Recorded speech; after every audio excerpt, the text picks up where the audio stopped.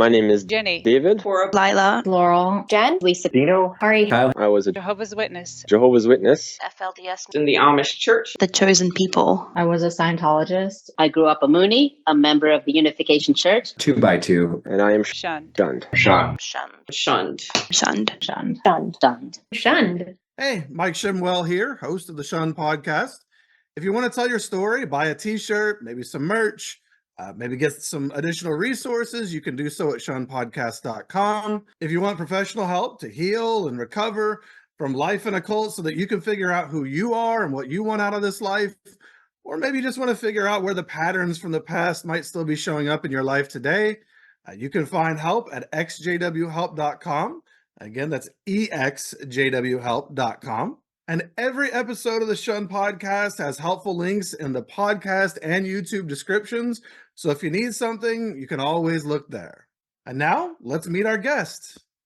My name is Kenesha. I'm 44 years old. I was a Jehovah's Witness and I am shunned. All right, Kenesha. So how did you end up one of Jehovah's Witnesses in the first place? I was born in. So I'm the youngest of four. And when I came in, my parents were already in. I want to say that my oldest sister, who is 7 years older than me, I want to say she was maybe a couple years old when they converted. Okay. So not necessarily baby, not a newborn or anything, but Right. do you know what it was or what was going on in your parents' lives when they converted? Not really. I mean, we don't talk a whole lot in my family, but I know that my sister was born in 72. And so it was like right around like 1975. It's like right around that time when they converted. Interesting. And so they were just met at the door, or were they found in another way? I don't know. Don't know. I don't know. Mm-mm. Oh, don't know the origin story. So it wasn't one of those things that was, sometimes families, there was some sort of an inciting incident, something happened, and then it kind of becomes lore in the family as to how this all happened. Not something that you all were really privy to. No. Yeah, I have no idea. Gotcha. Okay. Interesting.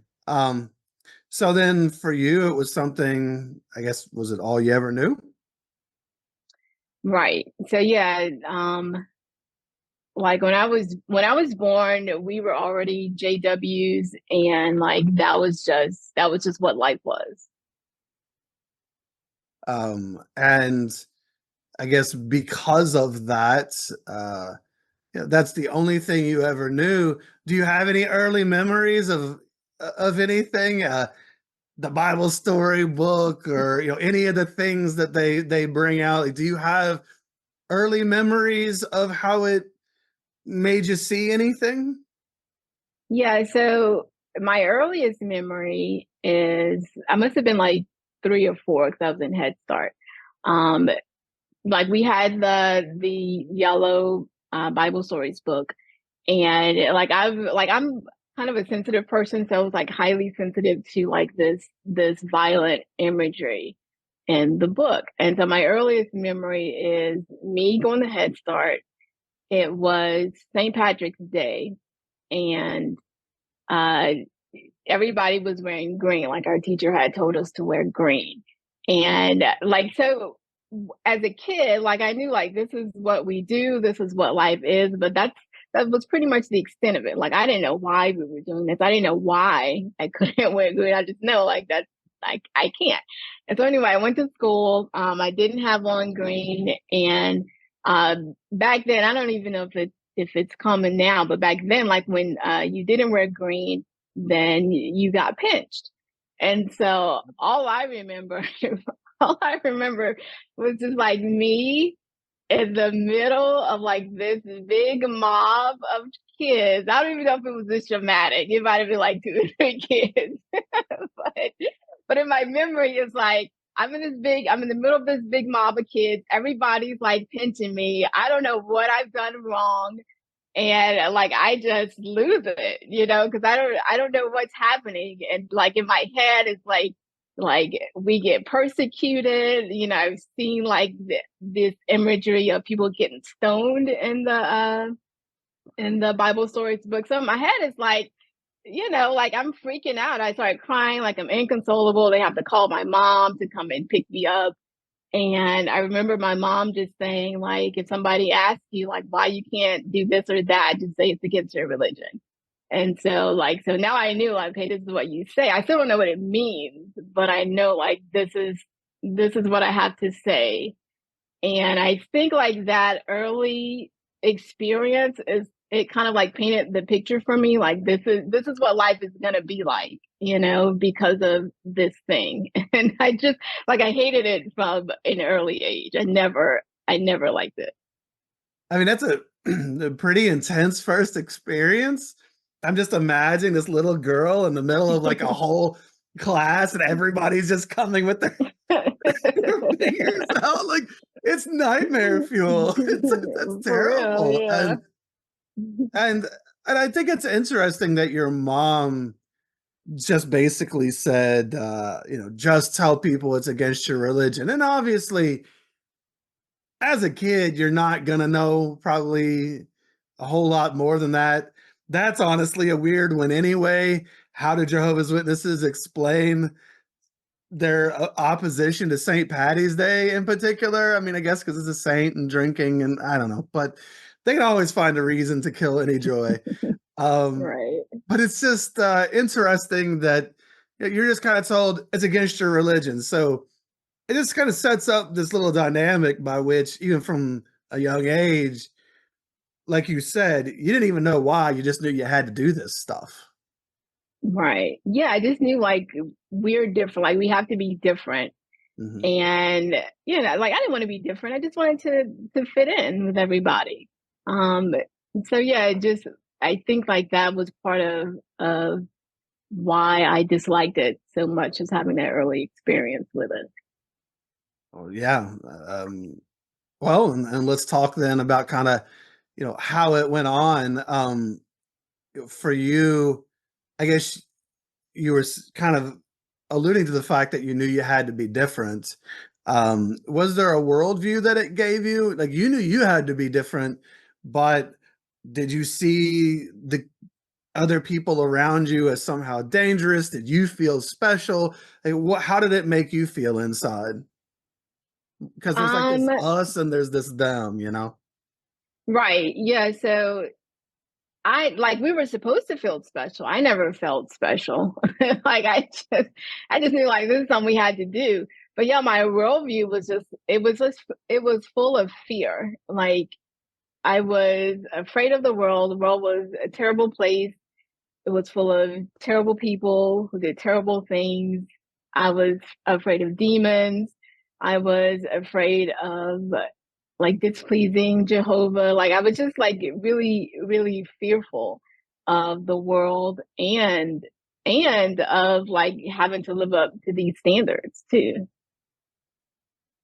Well, yeah, because if you don't live up to the standards, what happens? Well, yeah, I mean, if you displease Jehovah, then that's death. It's No, do or fear, die. fear of being destroyed at Armageddon or whatever.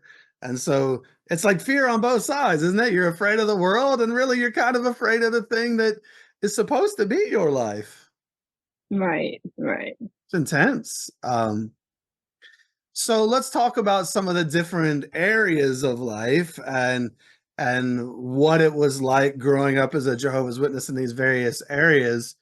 So let's actually talk about well, let's go ahead and talk about school because you're talking about that already a little bit.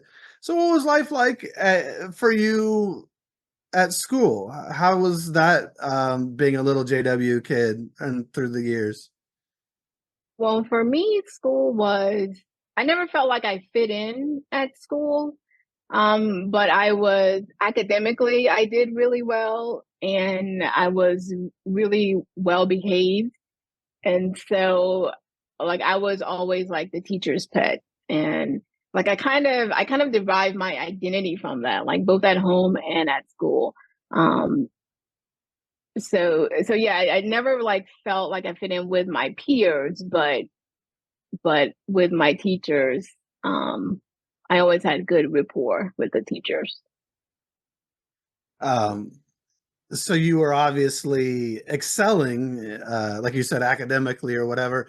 Did you have, did you feel like you fit in with the other kids? Did you have fun? Did you have friends? Well, you know, how did you, I guess, socialize in that realm? Um, initially, initially I didn't really have friends. Like I'm introverted anyway.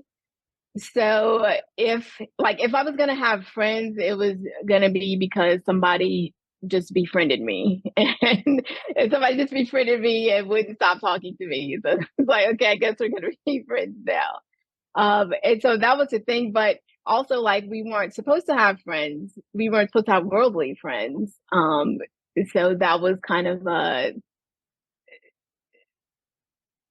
it was kind of a thing that caused conflict like internally for me because like I wanted to fit in. I wanted to have friends, of course, but also like if I had a friend, I couldn't let my parents know that I had this friend at school, you know. So it just kind of created that dichotomy.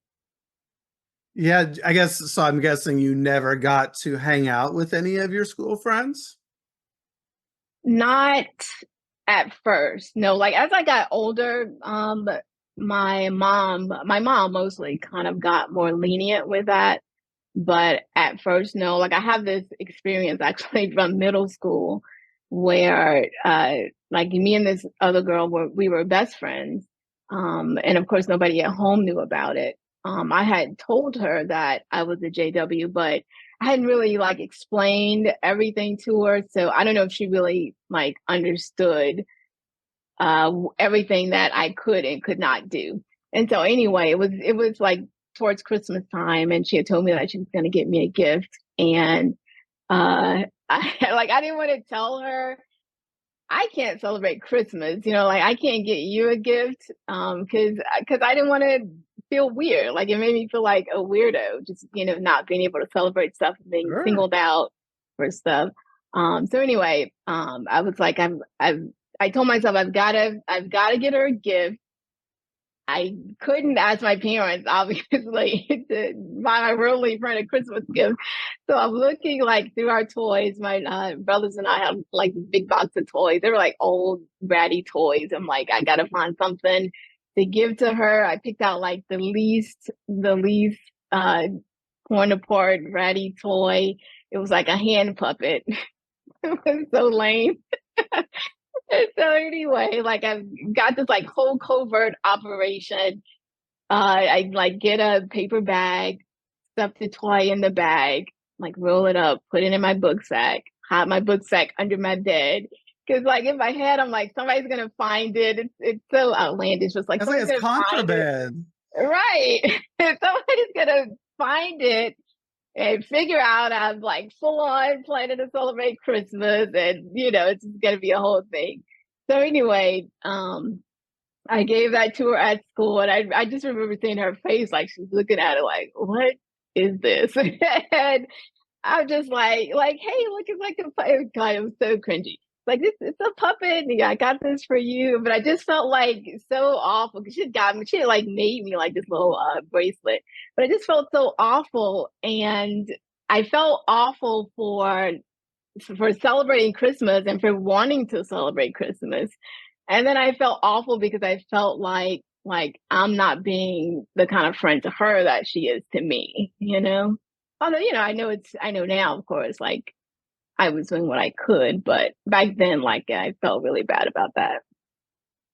Yeah, that's honestly kind of an adorable story. I mean, you're just a little kid trying to fit in, but that's what makes it so heartbreaking too, is because you're just a little kid trying to fit in, and uh, being forced to be the weird kid is not fun. You stand out for all the wrong reasons in a lot of ways, and I'm sorry that I'm sorry that you had to. It is cringy. I think we all did a lot of cringy things looking For back sure. because we just really had no resources, and so you're trying to make something out of nothing.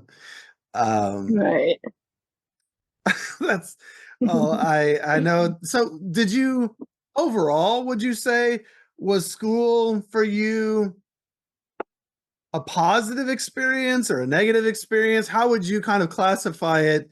Was it at least maybe a respite or a way out of the witness paradigm for a time? Did you at least maybe feel a little less anxious or anything?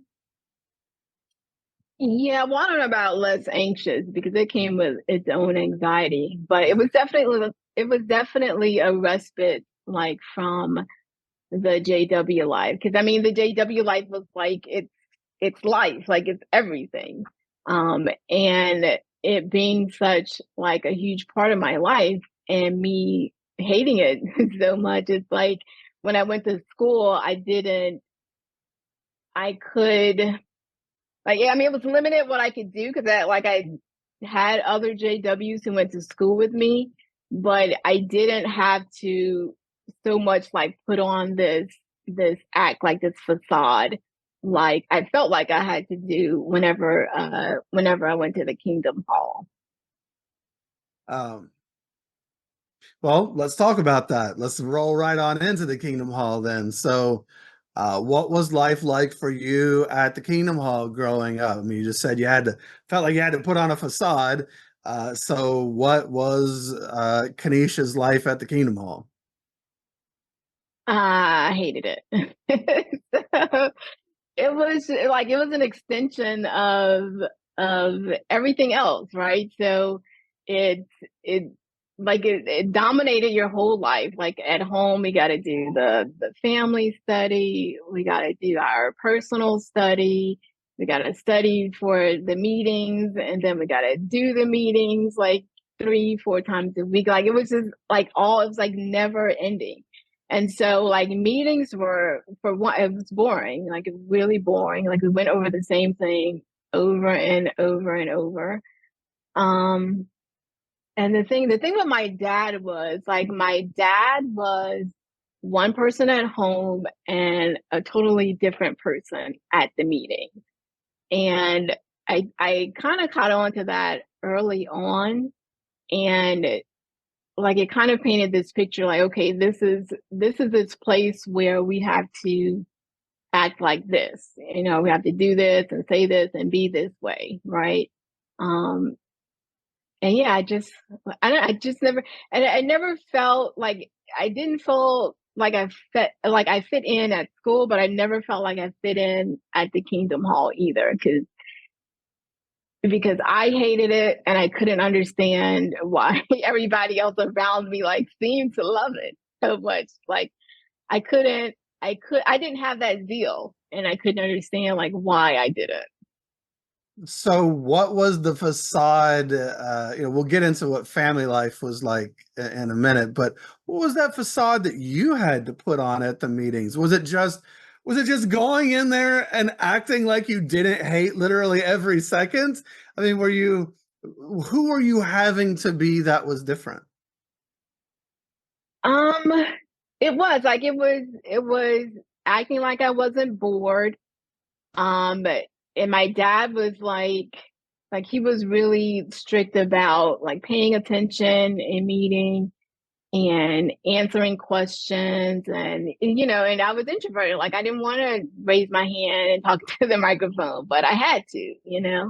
I had to pretend like I was paying attention. So it just felt burdensome. And then the people felt like my dad. Like it just felt fake. It felt like everybody was not everybody, because I could kind of tell like who was authentic, right? So not everybody, but a lot of the people, it just didn't feel like everybody there was sincere, I guess. Well, I mean, that's absolutely true. And I think when you grow up with it in your house, I mean, my dad was one way at home and one way at the Kingdom Hall as well, an elder and everything. Yeah, you realize that this is a place where people go and become someone that they're not in reality. And um, I guess you probably had to play some roles as well, like as a sister or a young girl even. Did you have to give talks up on, I mean, you're this introvert, you're not really probably wanting to raise your hand and answer questions like you said. So then how did you feel? Did you have to get up on stage and give parts at any time? Because that's probably way out of your comfort zone, it sounds like. Yeah, for sure. So my dad was an elder, um, for as long as I can remember. So he may have been an elder when I was born. I'm not sure, but as an elder's kid, like there were expectations. Like you have to answer, you have to have your watchtower study done, you have to join the theocratic ministry school. So yeah, so eventually I did start giving talks. Like I felt like I had to do all this stuff because this is what was expected of me. Like not because I wanted to be doing it, but because this is just what you do. Uh, I'll ask. I have a feeling the answer may be no. But was there ever any part of it that you liked in any way? Like I liked going out in service where the need was greater or whatever, because we got to we would get to go to some other place, travel a little bit. It was kind of like exploring the area, and I liked that. Was there anything in it for you at all that you liked? Anything? Not really. No, no. Like I never, and that's the thing that caused me so much angst. It was because I just didn't understand like why I didn't feel like everybody else, like how I thought everybody else was feeling. But no, I never liked it. I hate field service was the worst because it's like not only do I have to go talk to people, I've got to go talk to strangers, and I've got to go bother people while they're at their house, at their homes, and then sometimes you go to the home of a kid that you know, and that's like super embarrassing. But yeah, I never, no, I never liked any of it. Oh, that's absolutely fair. I think a lot of people probably would echo those sentiments. Did you have any friends at the Kingdom Hall? Did you feel like you fit in anywhere, or if you didn't have friends, did you at least have maybe those? Sometimes there were some older folks who felt kind of like extended grandparents or something. Did you have any connections? Um, well, when I was young, I kind of had a friend, but you know how you're kind of like friends with just whoever is your age. You have to So be. It's all you got. right, right. So it's not like somebody that I sought out and befriended. Like we were just kind of friends because we went to the same school, we were the same age. So that's how it was when I was young. Um, she was like thinking back, like she was really kind of mean to me actually. Um, and then as I got older, there were other girls who came to the congregation who weren't as spiritual as this other girl that I was friends with, but like they kind of had the same attitude towards the religion that I had, and so we were fast friends, much to the chagrin of my mom. But so yeah, so as I got older, like into my teen years, then I had some friends in the congregation. I think it's really interesting that you brought up. I don't think it's talked about enough how you had the little friend when you were younger, but you said she was actually kind of mean to you. And I know myself and my wife, we were just talking the other day about this, about how it feels like looking back at a lot of the friends we had, they did kind of treat us terribly. And maybe I wasn't the best friend either in some ways. That's fair. But it wasn't a great environment. You were friends with people due to geographical convenience and the convenience that you were both in the same kingdom hall. That was about it. And they're not necessarily people you would have picked otherwise. And everybody is unhealthy there. Uh, we're in a Right. cult. So it's just not a great place to find good friends. Right.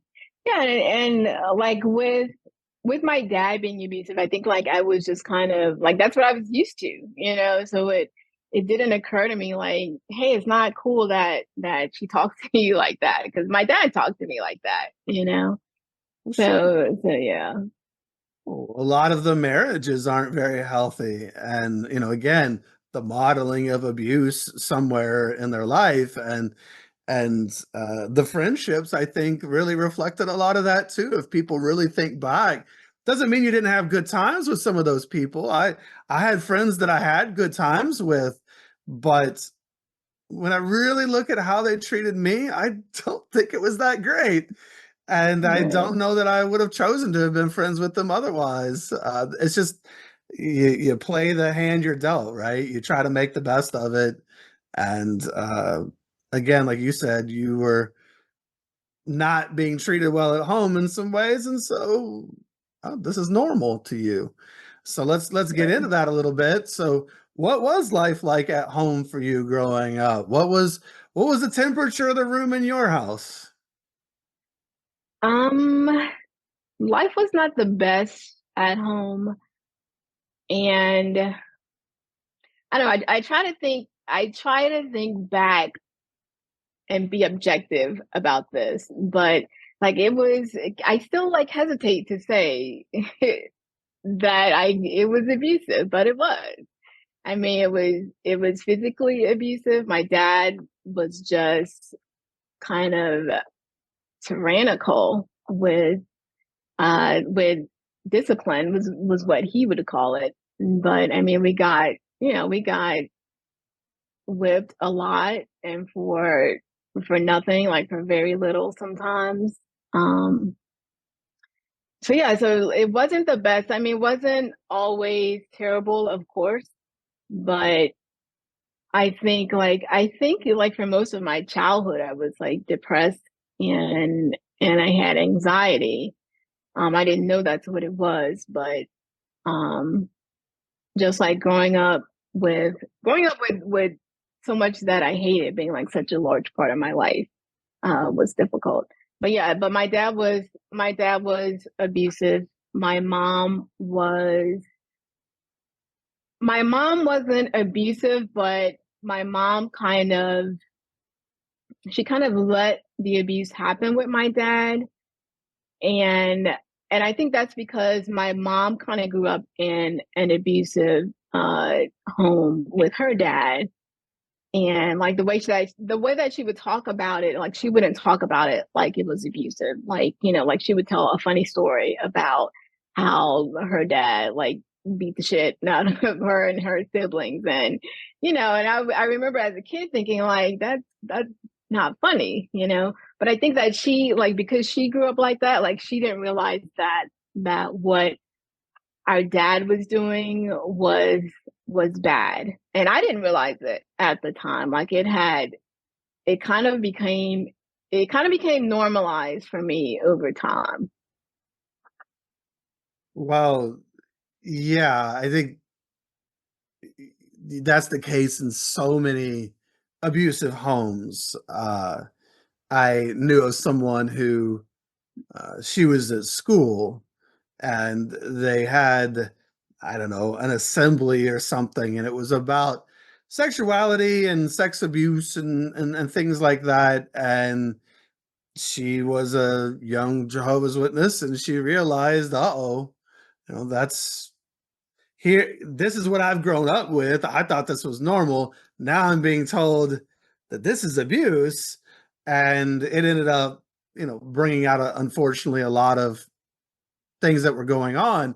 But when you're dealing with when you grow up in a situation, it's your normal. So you Right. don't know any other way to be. And for your mom, it sounds like she had been through some things and it seemed like a normal thing to her. Or if it wasn't, uh, because she had been abused, uh, she didn't and never probably spoke up for herself then. She didn't know how to speak up now either. And so it's just this is how the cycle of abuse gets perpetuated. And it's really sad. Right. Yeah.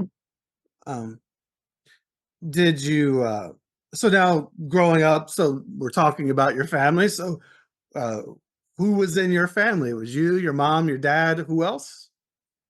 So me, mom, dad, my oldest sister, and then I have two brothers who are twins, and they are 18 months older than me. Um, so my sister kind of got the brunt of dad's abuse. Um, I wouldn't say he mellowed out really as he got old. I mean, I guess he kind of did, but I mean, my brothers and I still got it pretty badly, but I think she got the worst of it. Like I remember my sister and I shared a room when we were kids, and I remember her and my dad like having an argument or something, and I was in my bed. My sister had gotten into her bed. This is like nighttime, and she and my dad were like screaming, arguing with each other. And then my dad comes in the room. He like gets on top of her in the bed and just like wailing on her with a belt. Which which is crazy. Like I'm still like, I mean, were we really abused? Like, yeah, like that's abuse.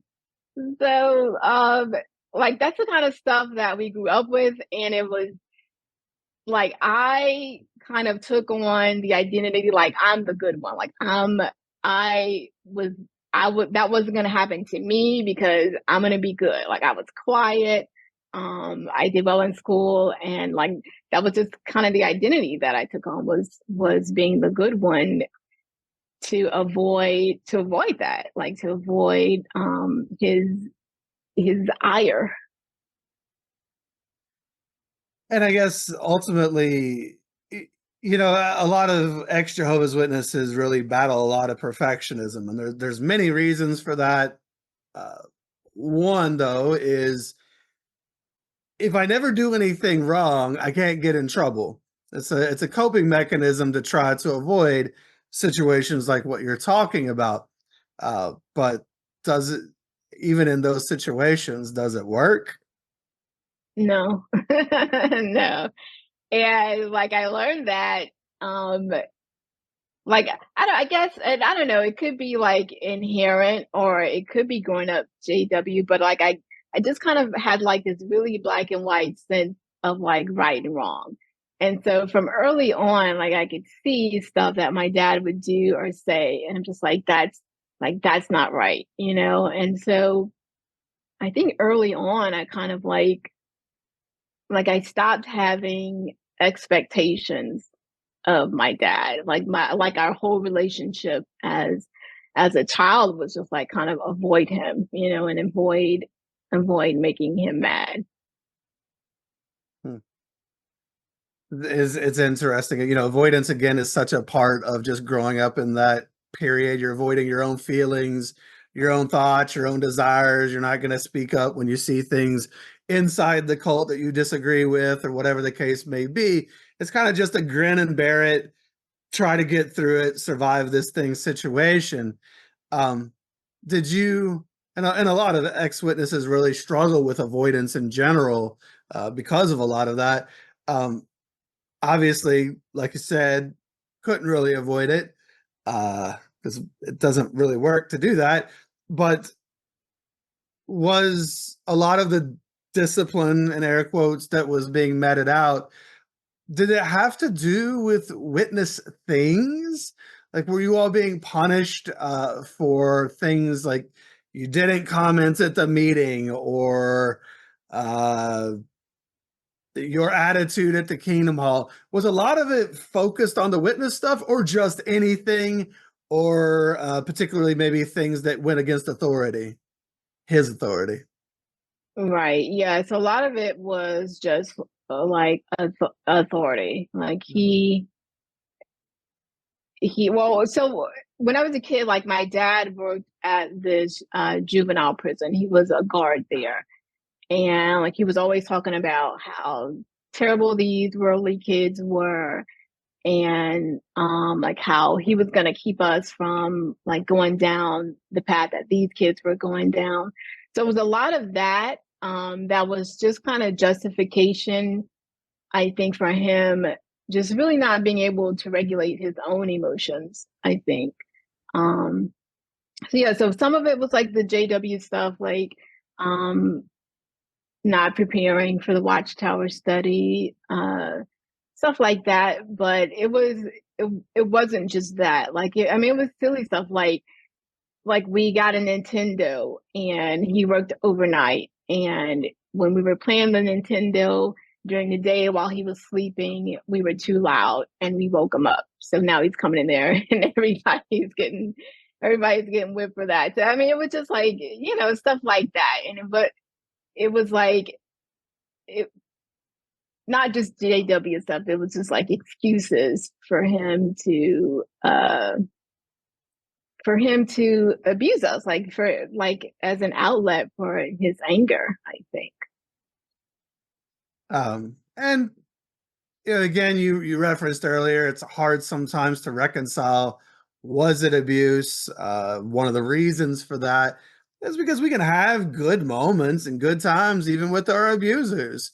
It's one of the things that makes abuse is that it's not necessarily always all the time, so it's very confusing in some ways. Did you guys ever, just as a family, did you have good times? Did you all go on vacations together? Did you have game night? I don't know. Was there something in your family that you all did look forward to? I mean, we went on vacation every summer. I had an aunt who lived in Texas, in Houston. So we would go to her house every summer, stay there, and like go to Astro World for like a week or so. But other than that, we didn't like. I mean, we didn't have a whole lot of money, so it wasn't like we didn't go out and do a lot of stuff. We didn't really have game nights, anything like that. We didn't do a lot of like family stuff together. You know, like it was either that like a big thing like a vacation, or it was just like JW stuff like family Bible study, like that sort of thing. Did you kids kind of bond? Did you all play together and do things and have good times? Yeah, so my brothers and I, like we were closer in age, and like I did everything with them. Like I wanted to be a boy. Um so yeah, I hung out with them a lot. My sister and I never really bonded, you know, and I think of course she was going through her own stuff with my dad and everything, but she was always like super mean to me.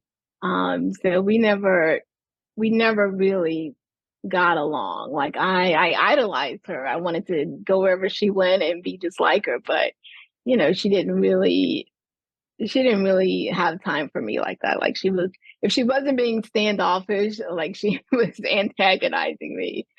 So that was just kind of our relationship. Okay. Yeah. You know, sometimes the abuse rolls downhill, so to speak. And that's unfortunate. Sibling relationships are tough anyway, but Yeah. I think especially so obviously when there's a parent, at least one who's really out of control, and the other's not stopping that parent either. So it's a tough environment. So how did things go as you started to age or maybe go into being a teenager or whatever? And if there's any moments that we missed, you know, feel free to fill in some of the blanks. But like, I don't know when you got baptized or anything. Like, so how did your life kind of go from being that little JW kid? So it just really got progressively worse. Like um especially when puberty hit. because I was already like sensitive, and now I'm just like emotional. There was this one moment I was in middle school, and uh, I had like started my PE was like gymnastics. I was like really good at it, and my coach suggested that I join the cheerleading squad because she was like starting. She was just starting like the cheerleading program at our school, and she was like, "You should join the squad." And so I'm thinking like, no way, like no way, my parents are gonna let me do that. But we'll see. So I asked mom, and she didn't immediately say no. I was phrasing it like, my coach really thinks I should do this. Like I'm like whatever about it, but she really thinks I should do this. So mom didn't immediately say no, but I think it costed like 30 something dollars, like for the uniform. And she's like, we didn't have money for that. So anyway, um, I was just like, well, she didn't immediately say no, so I'm just gonna try out, like, and not tell her, right? And so I did. I tried out, and when I tried out, like, I had to do a cheer. I had to do like a move, this acrobatic move that was like really easy for me, but I did it and I failed. And like I'd never fallen on this move before. And so in my head, I was like when I did this move, like an angel like must have just come and like pushed me and made me fall, because that's Jehovah like trying to protect me from myself. Oh, Because like wow. because I'm not supposed to be doing this anyway, right? And so I'm like this is like the kind of neuroses that I'm having. And so anyway, I didn't make the team. So I'm all upset about that. I never even told my parents that I had tried out, right? So I'm just like walking around all depressed. And then so there was my dad worked overnight and my mom like worked during the day. So there was like maybe like a half hour in the morning, like after my mom had left, but my dad hadn't gotten home, or I was at home by myself. And so, like, during that time, I would just like watch Power Rangers, and, like get ready for school, go to the bus stop. And so that's what I did that morning. Got back home that afternoon, and mom, when I got home, mom was like, "Did you move your dad's wallet? Because there was like a little shelf in their bedroom that my dad kept his wallet on." And I was like, no, I didn't move the wallet. And I just went on about my day. And then later on, my dad asked me, he's like, and everybody's like so serious, right? So my dad asked me, like, did you move this wallet? And I was like, no. And I was like, I already told mom I didn't mess with the wallet. And so here comes the mom. She's like, well, you're the only one who is at home by yourself during this time, and your dad's missing like 30 something dollars. It was like something that was really close to that money that I needed for the cheerleading outfit. And so and mom was like, just admit you took the money for the cheerleading thing. And I'm like all upset because for one, I didn't even make the team. They don't even know I tried out and they failed. And so I'm like, no, I didn't take it. But the thing that's like upsetting me is because like I'm the good one, right? And so this is like my identity. And like the way that we were taught was that like stealing and lying, it's like right up there with murder. So I'm like, how could they believe that me, the good one, like how could they believe this about me, right? And so like it's like so upsetting because they won't believe me. So anyway, I can't remember like how it ended that day, but I'm still like adamant, like, no, I didn't do it. I'm all upset. Oh, you know what? This is what my dad told me. I never forget this moment. My dad looked me in the eye and he was just like, I just don't know your heart. And that broke my fucking heart is what it did. I mean, it's like I had this idea of who I am, like this good person, and it's like, it's breaking my heart that they're accusing me of this that I didn't do. And again, like I have this like black and white sense of justice. And so, it's really traumatizing for me. And so anyway, so that happened that afternoon. The next day, my sister had gotten married. She married a JW. She had moved out at this point. So she called me. She was like, "Do you want me to drive you to school in the morning?" And so I was like, "Oh yeah, like I'm still like idolizing my sister, and I get to ride with her instead of riding the bus." And so anyway, I said, "Yeah." She comes to take me to school. We get like right out of the driveway. She was like all solemn, like, "Nina, did you take that money?" And I'm just I'm just like, I didn't take the money. Like, I'm just crying. It's just like, it's driving me crazy. Like, I didn't take the money. And she's like, just admit it. Like, everybody knows you took it. Like, just admit you took it. And I kept saying that, no, I didn't take it. I didn't take it. But like, after a while, I started to think, like, this is how I rationalized it to myself. I was just like, everybody thinks I took it. So I must have taken it. But like, why don't I remember taking it?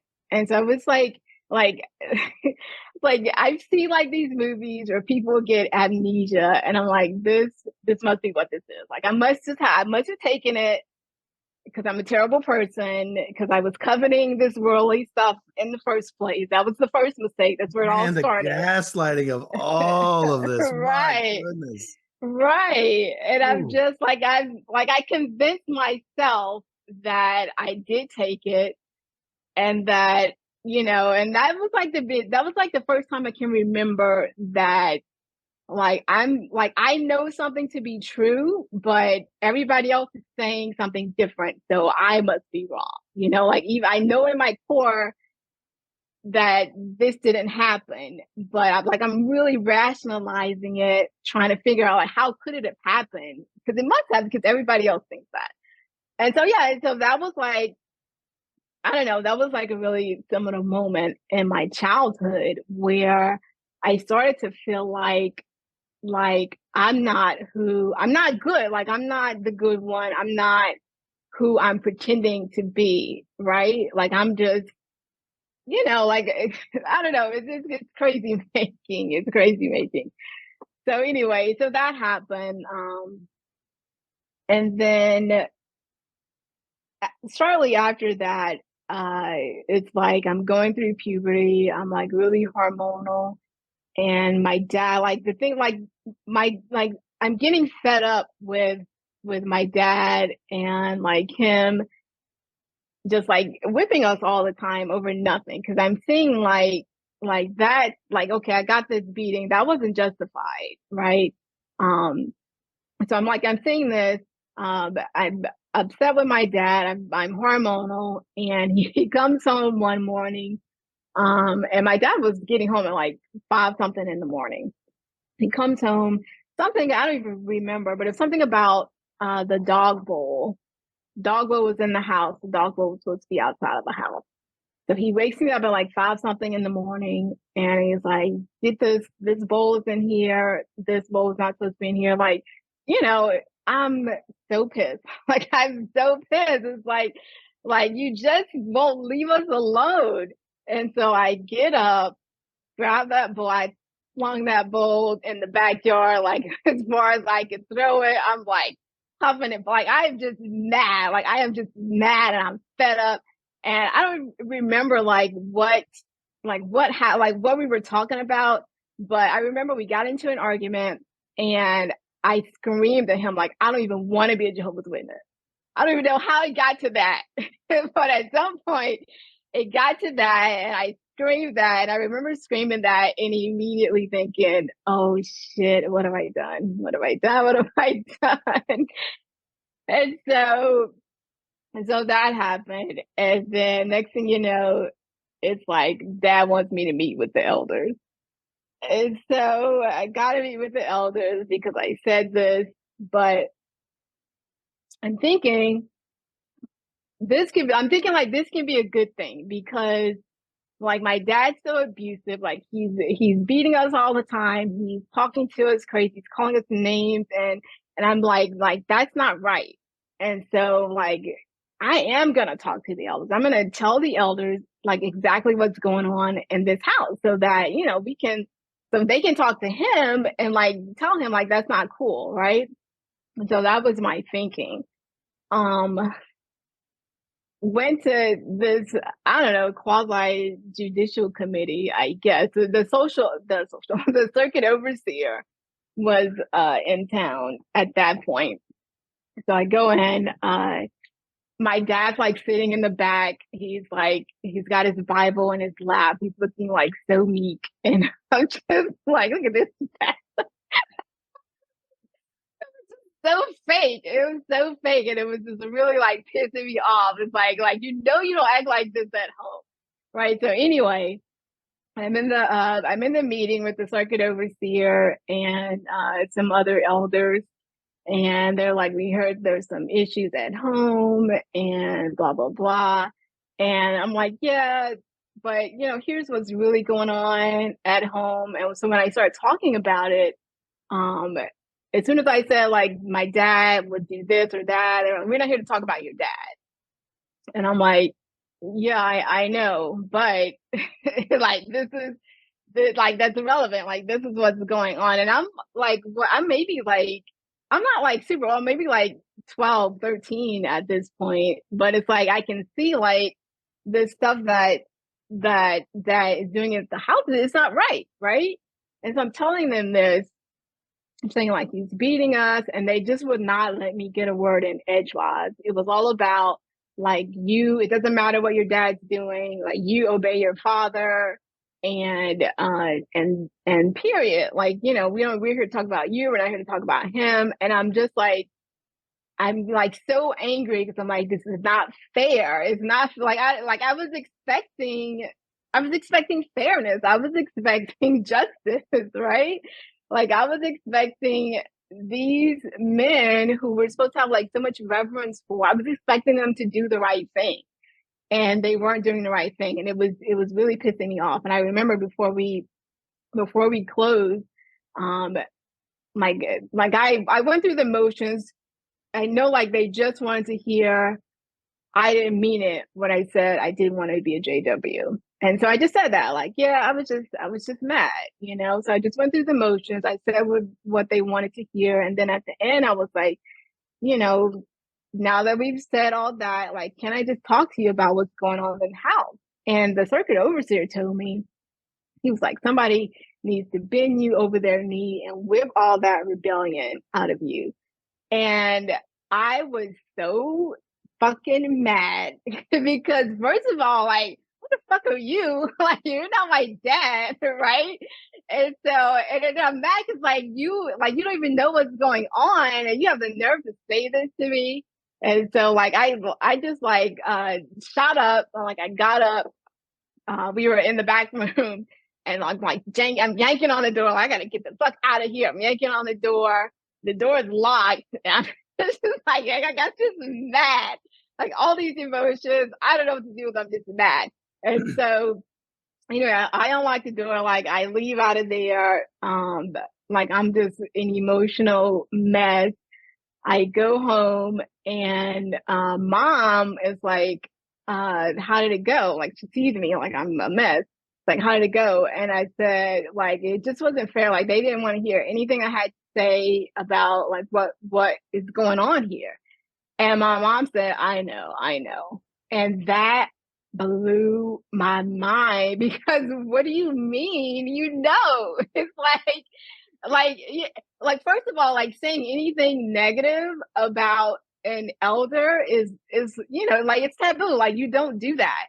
And so just for her to even agree like what they did wasn't okay, it was just like I just wasn't expecting that. And that kind of like it made me mad because I'm like, if you knew it was going to go down like that, why did you let me go through that? And then secondly, like, why are we doing this shit? Like, why am I living this life that I hate if it's bullshit, so that was like the first time I kind of started to get, well, it's not the first time actually, but like that was a point in time where I like started to be disillusioned with like this whole setup. It's like, the elders aren't infallible, and I mean, how like they can kind of explain stuff away, like saying like this, like men are imperfect, and you shouldn't let imperfect men turn you away from Jehovah's perfect organization or whatever. But like that was the first time I was like, no, this is like, that's kind of some bullshit, because it wasn't just like this one imperfect man. It was like everybody in here, like the whole thing was bullshit, right? And Well, so they get to be imperfect. You don't. exactly. Exactly. Can I Yeah. ask, do you think your mom, what you said there was interesting and reminds me of my own growing up, but just your mom and the way she was like, I know, when you were like, they didn't even want to listen to me about what's going on in this house. You think your mom had been talking to the elders too? In hindsight, I think so. Because the thing, like with my dad, like he wasn't, as far as I know, I never saw him be physically abusive with my mom. Like, like they would get into arguments sometimes, but never like anything physical like he was with us.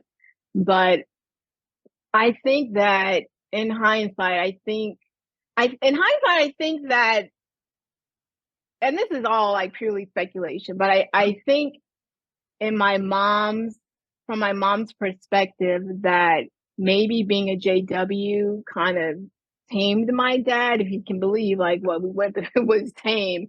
But like there's like stuff that's happened in my family, like on my dad's side, like there are people who've done like some really terrible things. And I know, so like sometimes I've wondered, like, is dad capable of, that kind of terrible stuff? And did the being a JW, like, kind of tamp that down. But yeah, in hindsight, I do think that my mom had probably said something, or at least like she saw these dynamics that I was just beginning to see. I think she had already seen that. Gotcha. I was curious. I mean, my mom went to the elders about my dad a lot, and I don't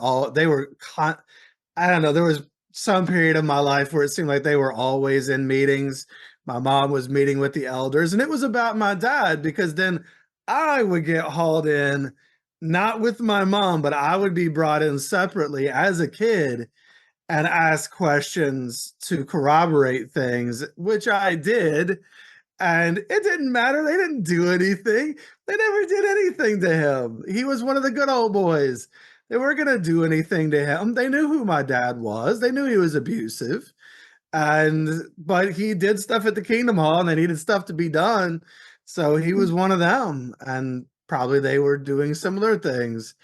So yeah, it's just, I was wondering if your mom had already been down that path, realized that it was a path that led to nowhere, and now you just got a little taste of it too. Yeah, yeah, I think so for sure. Yeah, it's frustrating. So you're obviously, I mean, being disillusioned to a lot of things here, not just, I mean, you got your dad, the elders. Here's a circuit overseer saying something horrendous. Right. I mean, oh gosh, that makes me mad. And then, you're seeing the organization reflected in all of this as well. Um, were you baptized at that time? I wasn't baptized then. Not baptized. No. Okay.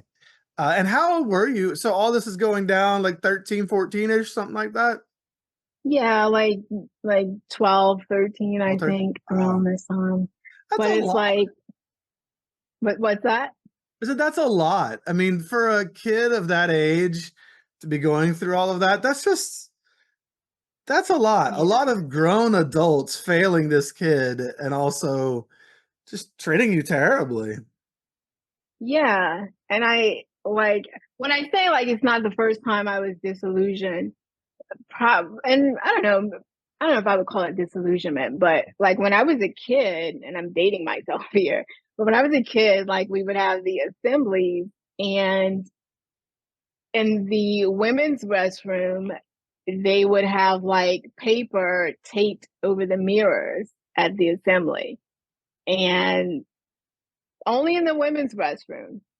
And I know this because I asked my dad at the time. Like it was so strange to me because it wasn't like, the assemblies aren't like in a JW building. It's like, it's a stadium somewhere. So JWs have to come like ahead of time and tape paper over all the mirrors in the restrooms, in the women's restroom. So I asked my dad, like, why is there a mirror, or why is there paper taped over the mirrors? And he was like, well, the women take too long in the bathroom looking in the mirrors, and then they're late getting back to their seats and they're missing the talk. And and I remember like, okay, yeah, I guess that makes sense because I take longer in the bathroom than my brothers. But then I was like, well, are the mirrors taped over like in the men's bathroom too? And he's like, no, because we don't take that long. And it just never sat it never sat right with me. And this was like young. This was like 5, 6 years old.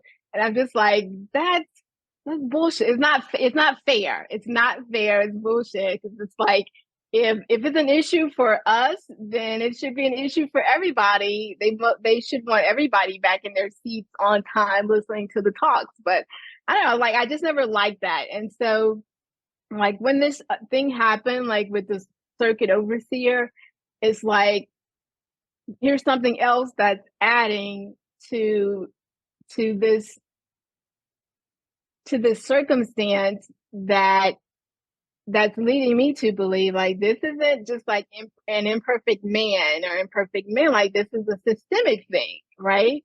And so yeah, it's like it's starting to dawn. I mean, like I fully believe because that's what I've been taught all my life. Like you don't really have a reason to disbelieve what your parents are telling you yet. I didn't yet. So yeah, I still fully believe, but it's like it kind of almost makes it worse. It's because I believe, and then the fact that I still want to do worldly stuff, or that I still want to have worldly friends, it's like it's even more guilt if I believe that these things that I'm feeling and the things that I want to be doing are wrong. You know? Well, you're believing in something that doesn't like you. And, that's, um, so I've seen the paper over the mirrors discussed on like the ExJW Reddit and such before.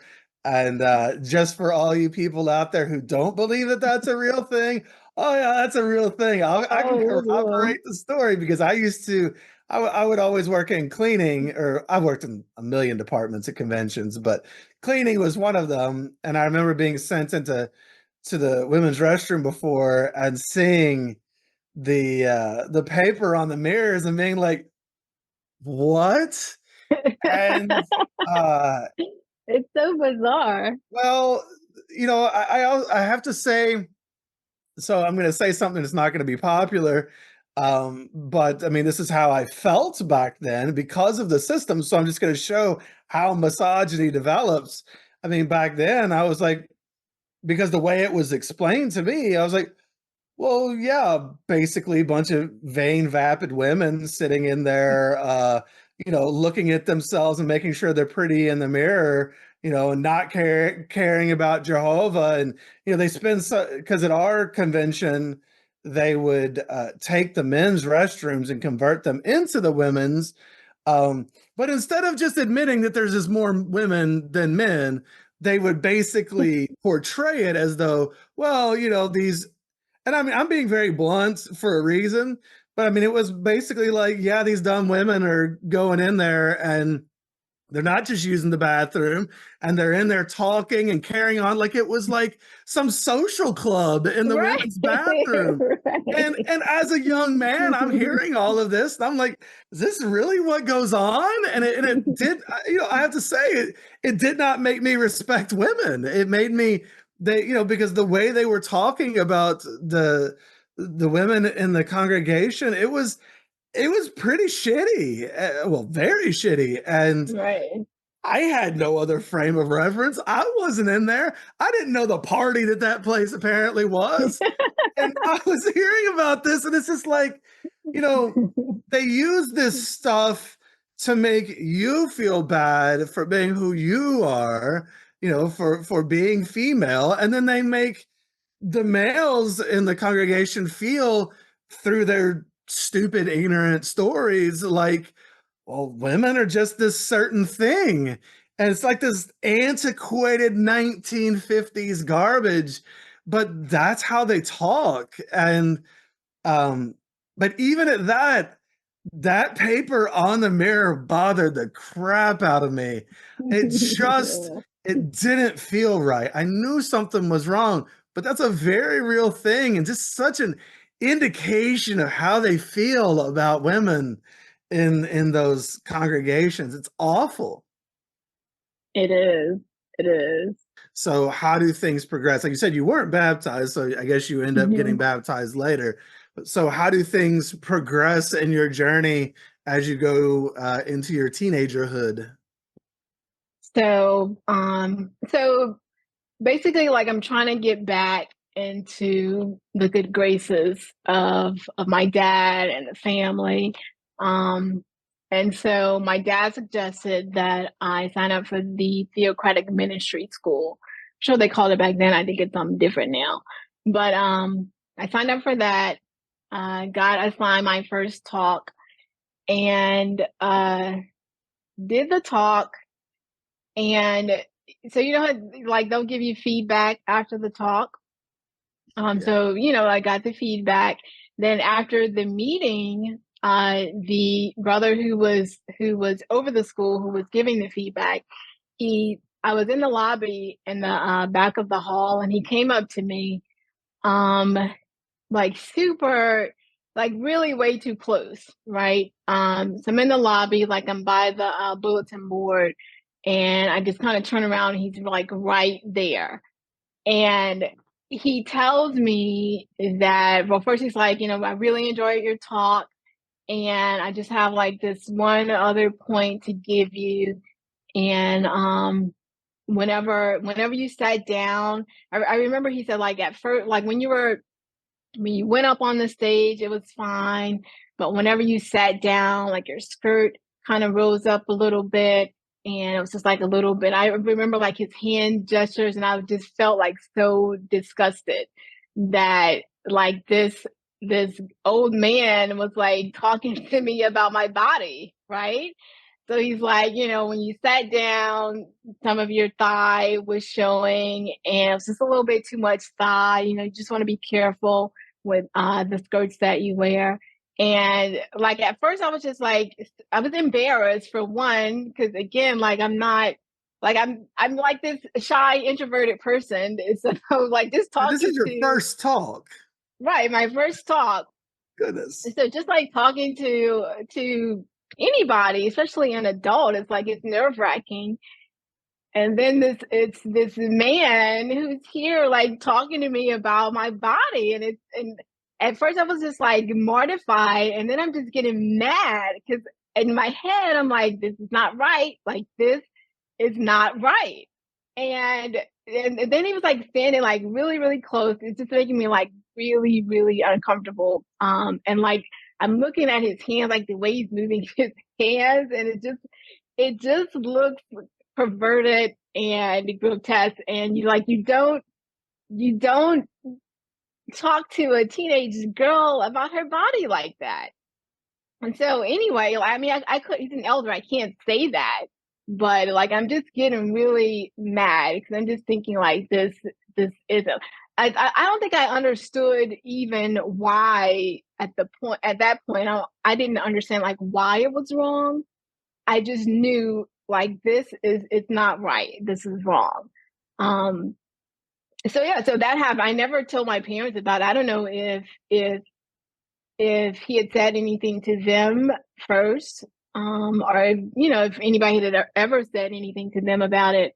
But I know like that. For one, I know like my dad and my mom would like scrutinize everything I wore. So I knew it's like there's no way like mom and dad would let me get on stage with a skirt that's too short. Like, so I knew like that it wasn't that wasn't what it was. And that's what made me so angry about it, because it felt wrong. And I don't know, it was just wrong, and I understood that, even though I didn't understand why it was wrong. Well, it just again shows Jehovah's Witnesses have no boundaries. I mean, that brother may have thought he was doing the right thing by the book, so to speak, but it's just not. That's the Jehovah's Witness book, which has no boundaries, and allows those kind of comments and for those kind of situations to develop. Right? I mean, Right. they create those scenarios by which those conversations could even be had. And yeah, you would think that he would have gone to your parents first if there was an issue there, even if it was an inadvertent issue, whatever. But it's still not, and because they do have to make sure that there are things, I guess, that could go on up there that are not within the purview of what they would deem appropriate. But I mean, it's just not appropriate for this grown man to be cornering you in a Kingdom Hall and talking to you about this at all. It's a very, very weird way that it was all done. And I can understand why it come across extremely intimidating and just, well, again, abusive. It's just not, who does that? Right. Where Yeah, else and does that happen? exactly. And it's like the thing that bothers me about it is like I can see all this stuff in hindsight, just like how they're setting it up for women to for one, like, to doubt themselves and to doubt the things that they feel, but just like for men to to overstep these boundaries, and like just normalizing it for us to be okay with it. Mhm. Oh, yeah, I mean, they normalized the crossing of, and I mean, for men and women, they, normalized the crossing of those boundaries of, what is appropriate, how your hair can be, facial hair for a long time, which I'm sure there's gonna be a culture developing around that today with their new rules. Just like, but everything, it's like they feel like they get to comment on anything that you do and tell you how you are to express yourself, whether it's verbally, the way you dress, physically, whatever. They feel like you just know that they're always watching you, and it's Right. gross. Right. Exactly. Yeah, it's not a good feeling to be watched like that all the time. Yeah. So so anyway, after that, where was I? Joined the theocratic ministry Mhm. school. And then dad was still kind of pressuring me like to get baptized, because I want to say maybe I was like 14 or 15 at this point, which is kind of long in the tooth to not be baptized as an elder's kid anyway. So, and all of my older siblings had already been baptized. I was like the last one.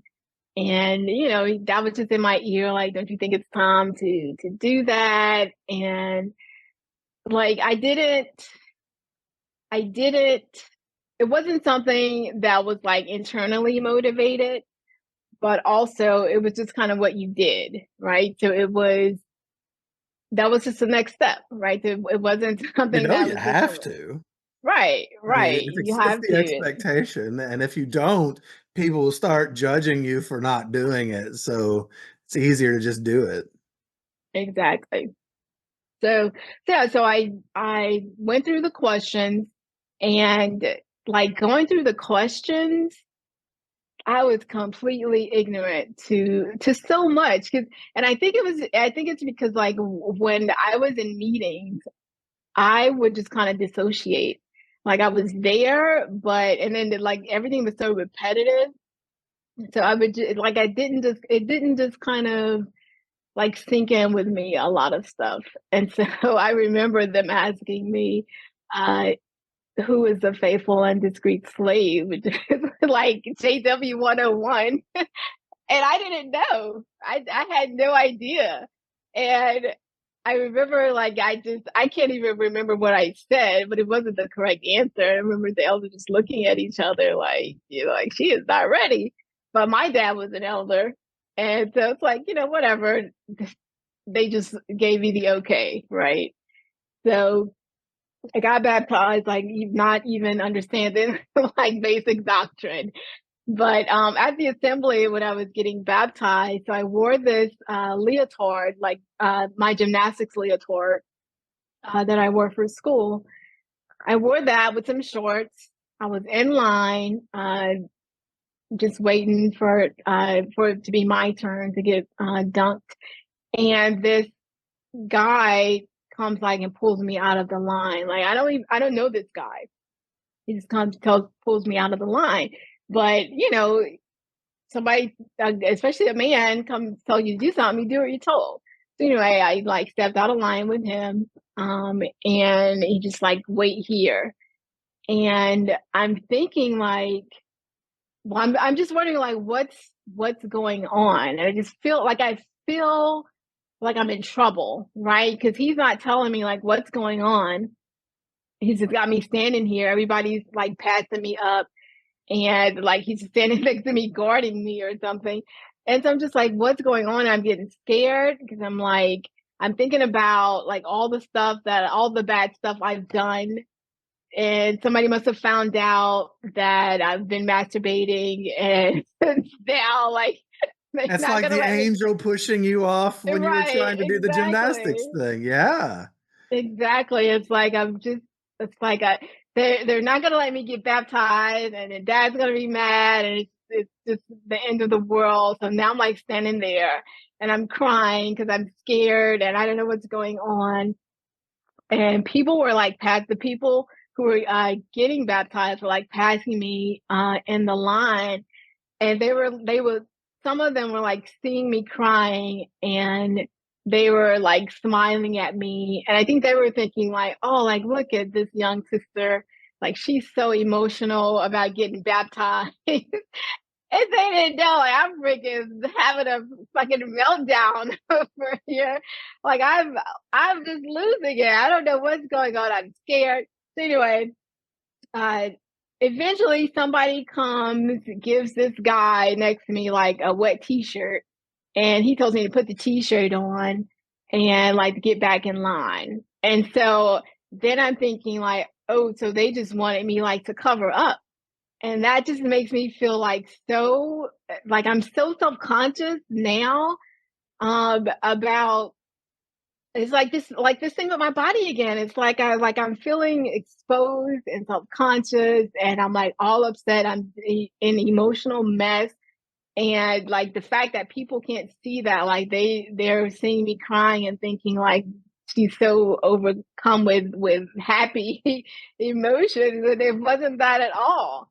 So anyway, so that was my baptism story. Like I'm crying, I get dunked, and I'm expecting to feel like the Holy Spirit when I come back up, and it's like nothing. Like I like nothing's changed. Like I feel exactly the same.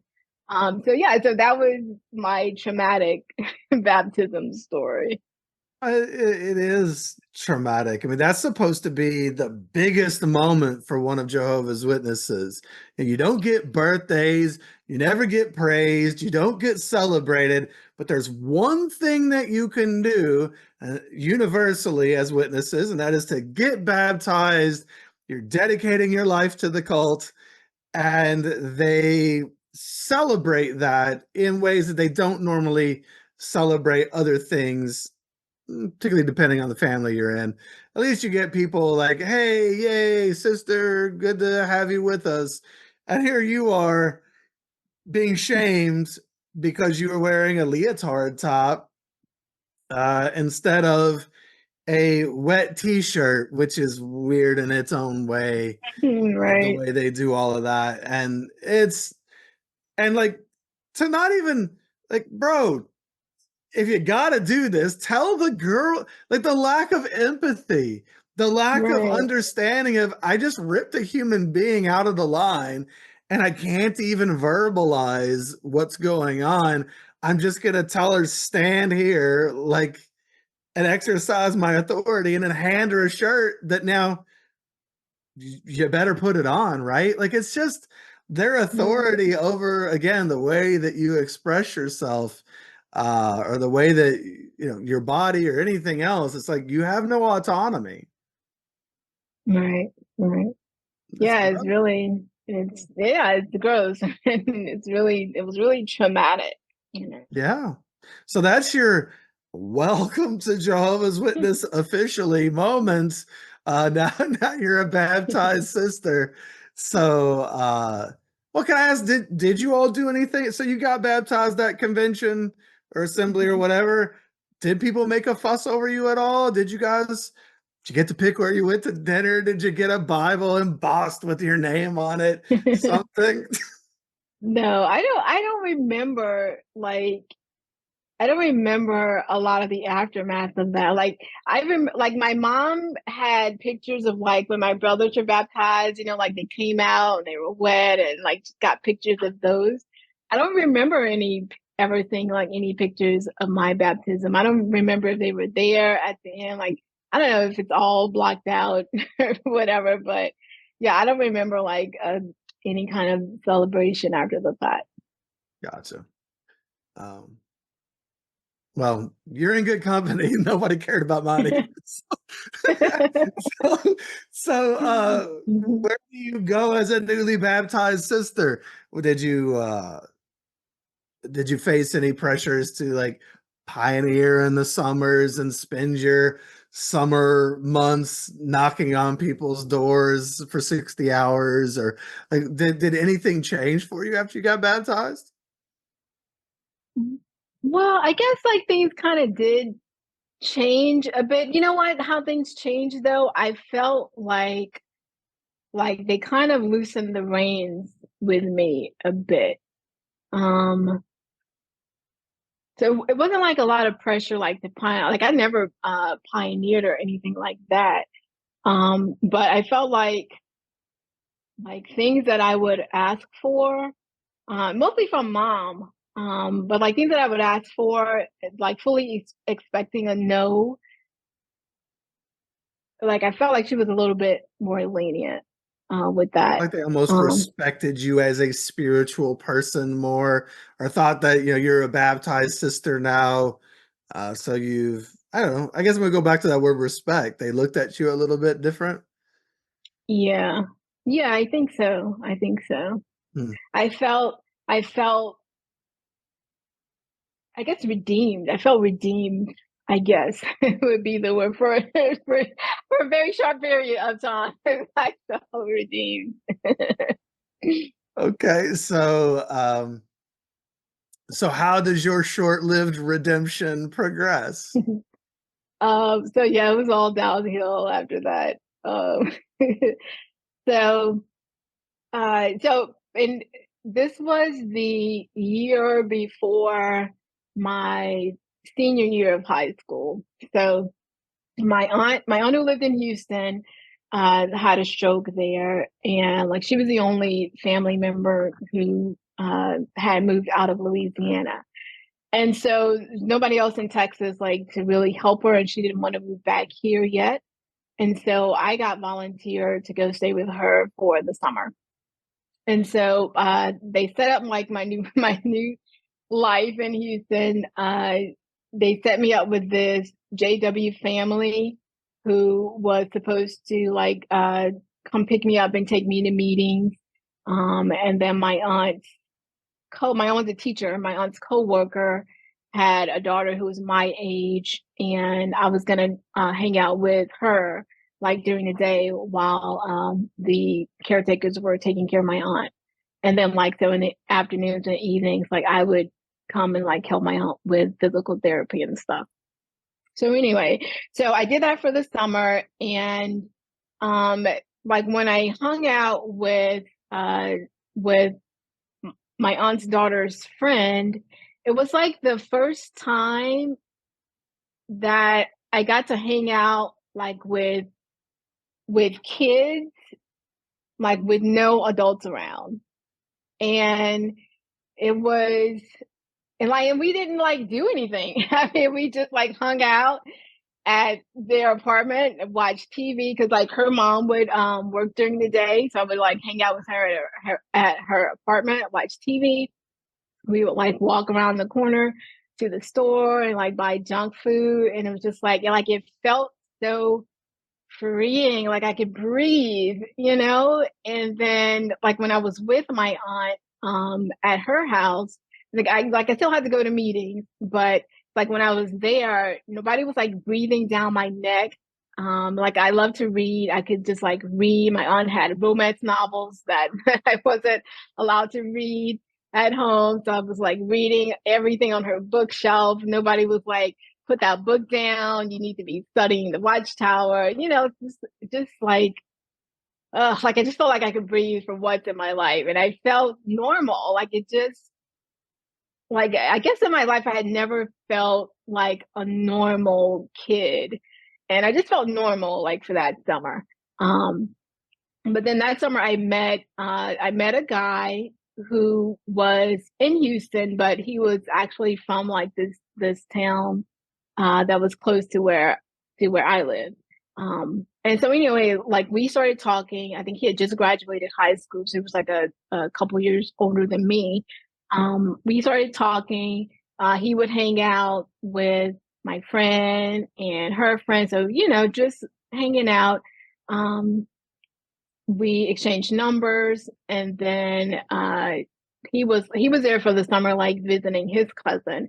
And so it's like, you know, whenever you come back to Baton Rouge, you know, look me up. And so I did. So whenever I got back, like we started talking on the phone. We started dating. Uh, I started skipping school. I remember like he was like, why can't you like go out on dates or whatever?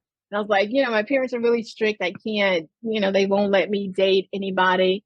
Like you could just like skip school. And I was just like, that was like like this is the sort of thing I'm just like like this is like But right you're up the there with good one. right. I'm the good one. This is like right up there with like stealing and lying. I mean, it was just like I can't do this, but like I was just like so smitten with this guy.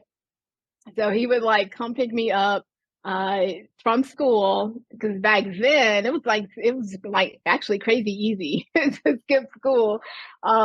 He would come pick me up from school and then like bring me back to school before the bell.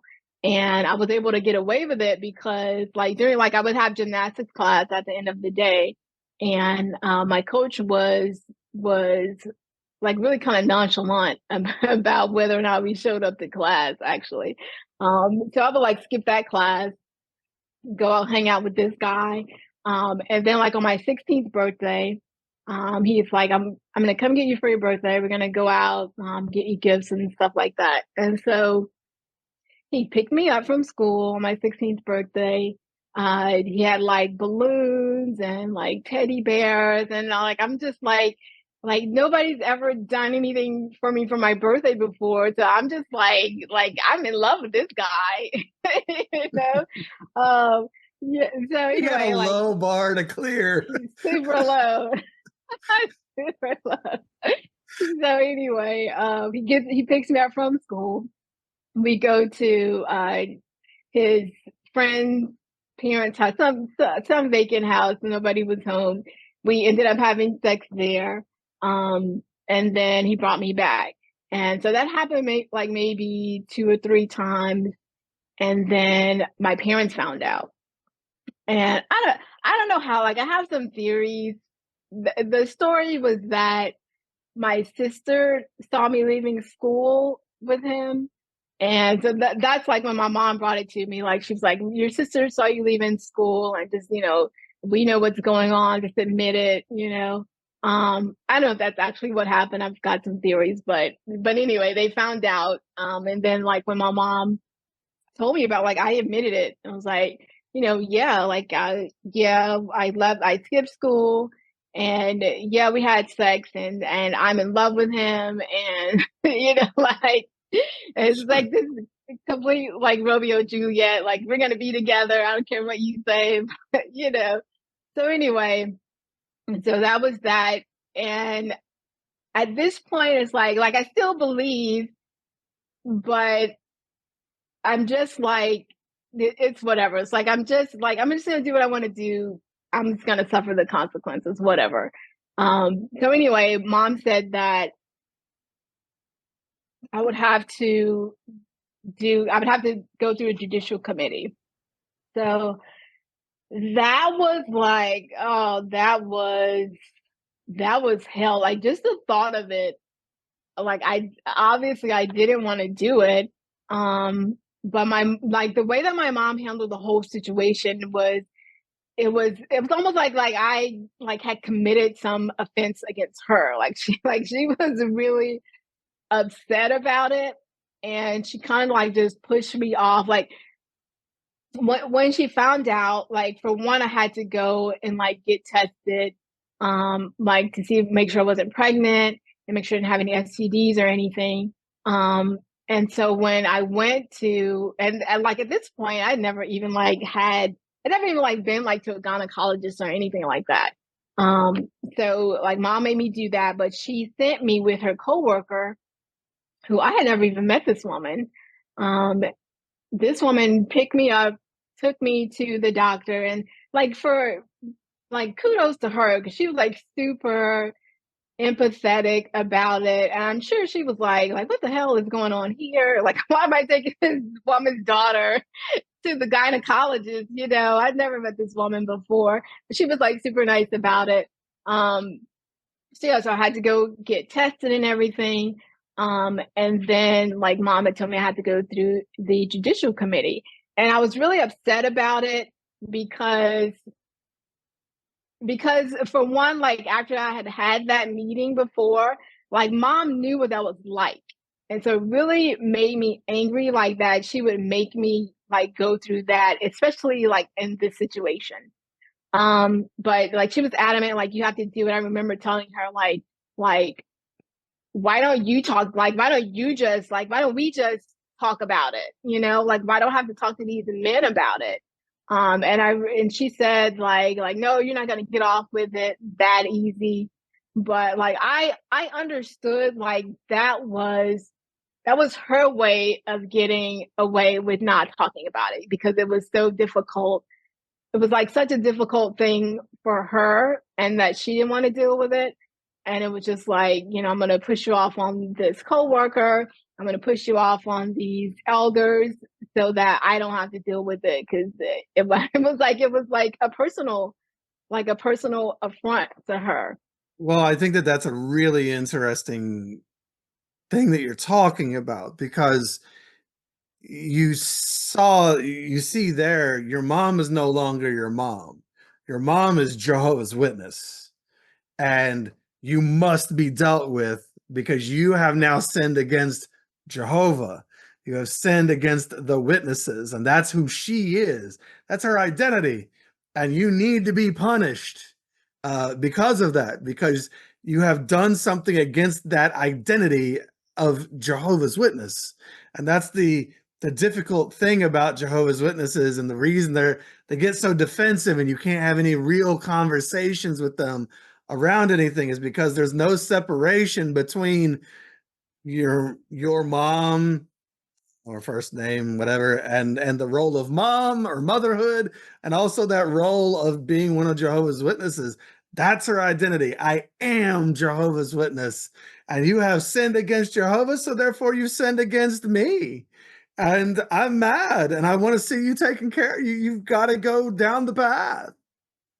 A lot of witnesses, parents really kind of get into that part. Yeah. And my mom was like, So it was like in the aftermath, like maybe like a week after like everything had hit the fan. And I remember her telling me, um, like before school one morning, because like when I was in school, I kind of like to dress like kind of like preppy, like like it's great. I would wear like a suit and tie kind of thing, and so I remember like having something like that on, like some suit pants and like some suspenders. And my mom told me, like she looked at me like what I was wearing, and she was like, here I was thinking like I had raised this respectable daughter, and you're nothing but a little slut. And that just was, I mean, that like broke my heart because that's like it's not how I saw myself, right? Um, but yeah, it was almost like to her, like me presenting myself in this respectable way. It was like I was lying to her. Like I'm pretending to be somebody that I'm not when I'm really like just this, promiscuous, worldly nobody. But so yeah, so that was really painful for me. Yeah, you've got this person that, okay, your dad is pretty overtly abusive, very overtly abusive, and now you're talking to your mom, and I mean, what is this? If not pretty Right. abusive. You're calling your daughter a slut and uh, forcing her to go sit in front of three men who are going to ask her inappropriate questions and such. I mean, it's and saying you need to be punished or whatever. It's just not loving, and it's Jehovah's Witnesses are great and nice people until you cross them, until you don't do what they want you to do. And then you see a side of them that can be very shocking to people at times because they can go from super nice, polite exterior to very, very hateful. Right. Yeah, and so just kind of like the idea that I had of my mom, like juxtaposed with Mhm. that person, it was like, like night and day. Yeah. It's wild to watch them switch, and that's always there. It's just waiting. Um, Right. so you went through the judicial committee? So yeah, so I like like that was not wanting to do that. Like I that was the first time like I considered suicide. Like I really did not want to do that. Like I would have just preferred to like have not been here. And it's crazy like thinking back about it. Like I like we had this medicine cabinet in my house in the kitchen. And so there was nothing in there but maybe like aspirin or Tylenol or something. So nothing like to accomplish what I wanted to accomplish. But I remember like getting the aspirin. I'm like, let me see what I can do with this. I got the aspirin. Mom was in the kitchen. I took the aspirin and the bathroom with me and ran a tub of water, and I'm getting in the tub and mom like bangs on the door and was like, why do you have that aspirin? And I was just like, like I have a headache. And she's like, don't you do anything stupid in there? Like she's so like this like Man, it's anger, so right? Really cold. aggressive, right? Like, don't you do anything stupid in there? So And it's like, cold. like I can't even do this in peace. So, but yeah, like it was like super traumatizing. I did go through the judicial committee, and the thing about the judicial committee was, I mean, it was awful, obviously.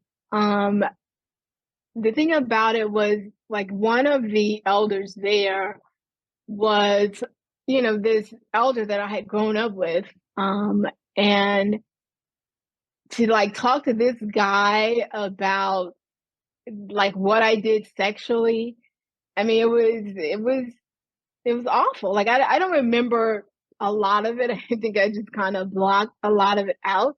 It's But sexually abusive, the process. yeah, yeah, there were like questions, like there were like super detailed questions about like what happened, what did he do to you, and what did you do to him, and like really, really inappropriate questions for grown men to be asking a teenage girl. Yeah, what were you, 16?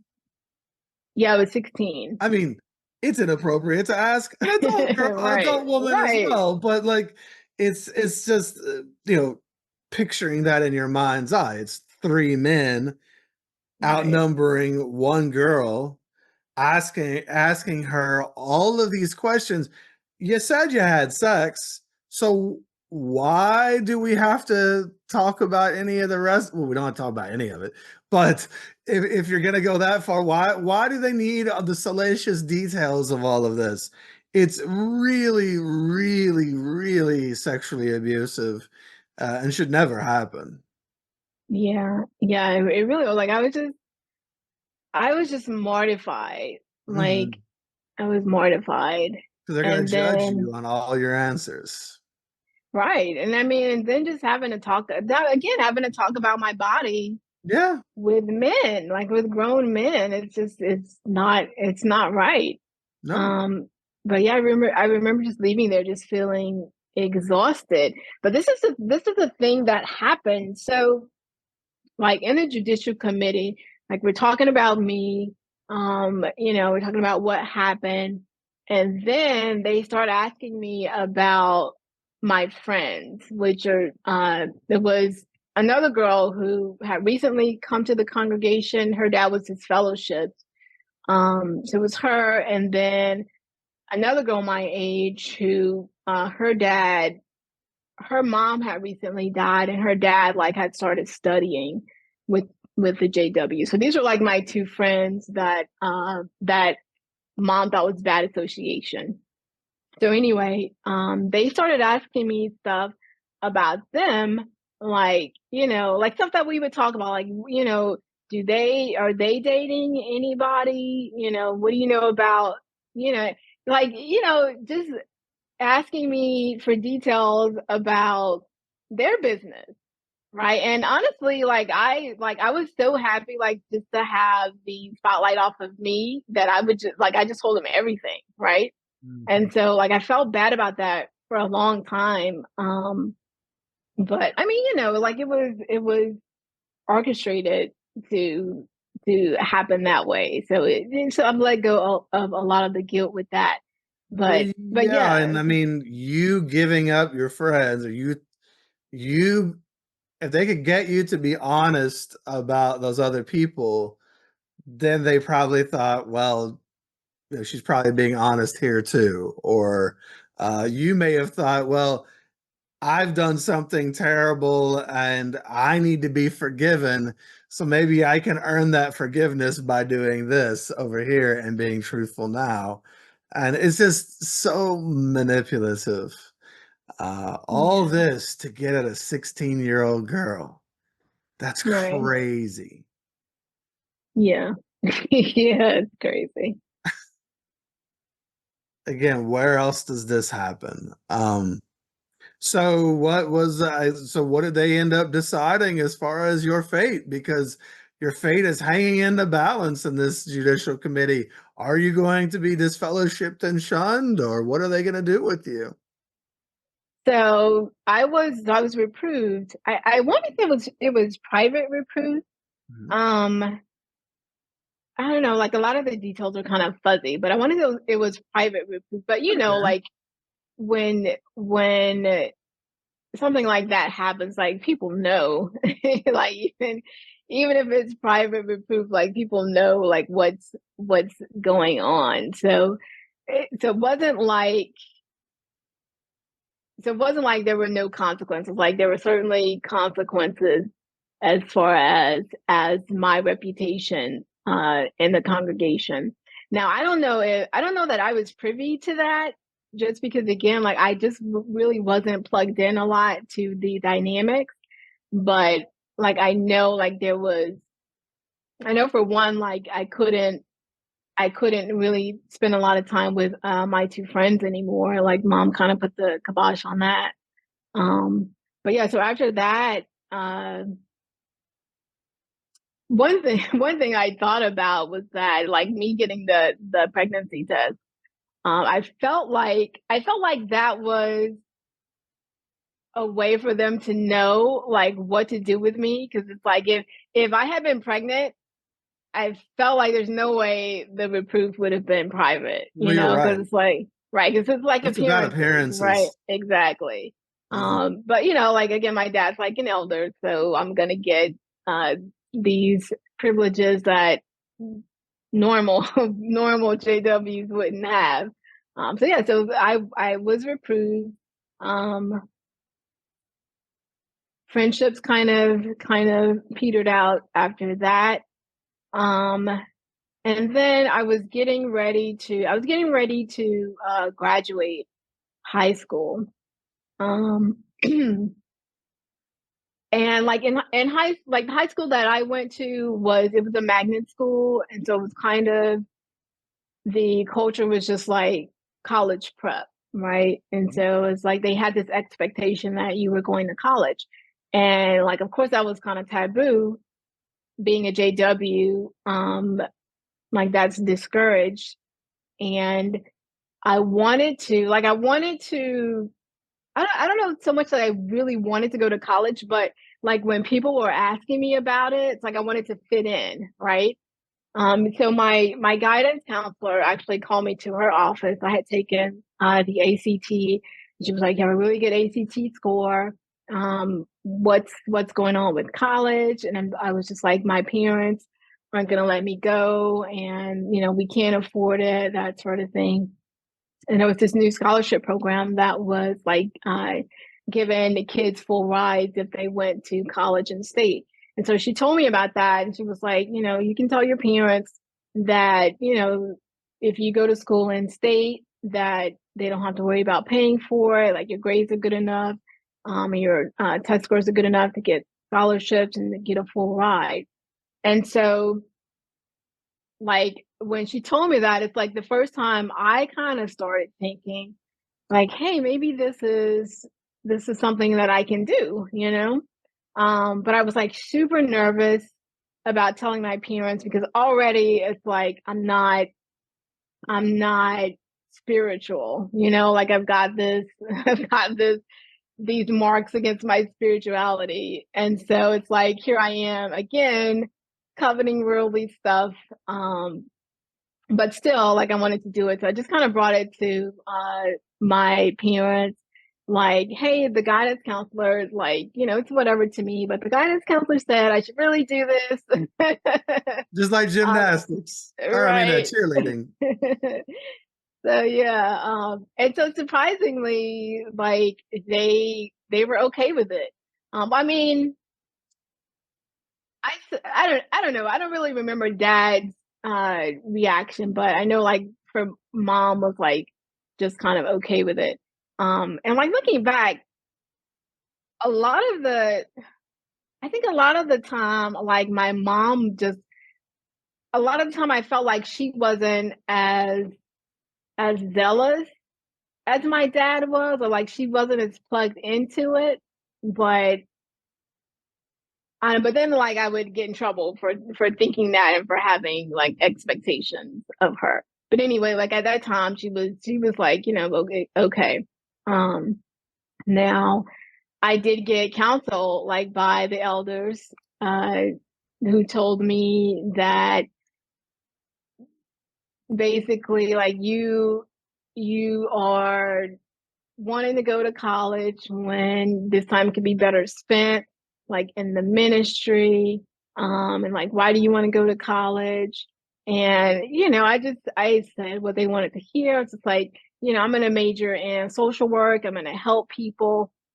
And I mean, like I did like helping people, but I really think that the main reason I majored in social work was because I could say that, I could make it look like I'm going to college for these altruistic reasons. It's not to make more money in the world. It's not to, better my status in the world. It's for these really good reasons. So anyway, that's what I said. I'm gonna major in social work. I'm gonna help people. And the elder was like, "Well, you can help people even better or even more by spreading the word and giving them a chance Yeah, to they learn don't care about about them." social work. The only way you help Right. somebody is by handing them a Watchtower magazine. Exactly. And so I'm just like, yeah, okay, I can do that too. I'm gonna do Sure. that too. But I'm still gonna go to college. And so I did. I enrolled in college. I went to Southern. It was like literally like less than a mile from our house. It was like right down the road. I still stayed at home. I got a job. I was working at McDonald's for a little while, and then I got a job at the mental health center. Well, my mom was working, got a student job there, and so things were kind of okay for a while. Um, and then I met this guy. We started dating. Um, they didn't. I mean, of course, I didn't tell them. But again, it was like we would see each other between class. And then of course it came around to like, why can't we ever like go out on dates or anything? And so I told them like, my parents are really strict. I'm in this religion, and I can't do this and this and that. Um, and so he was like, well, like, is this like what you want to be doing? And I was like, no, but it's what I have to do. Like I live with them, it's what I have to do. And so it was like, well, why don't you come live with me? And like the thought had never crossed my mind. And immediately when he said that, it was just like, of course not. Like that's shacking up, that's worldly, I'm already on thin ice with my spirituality.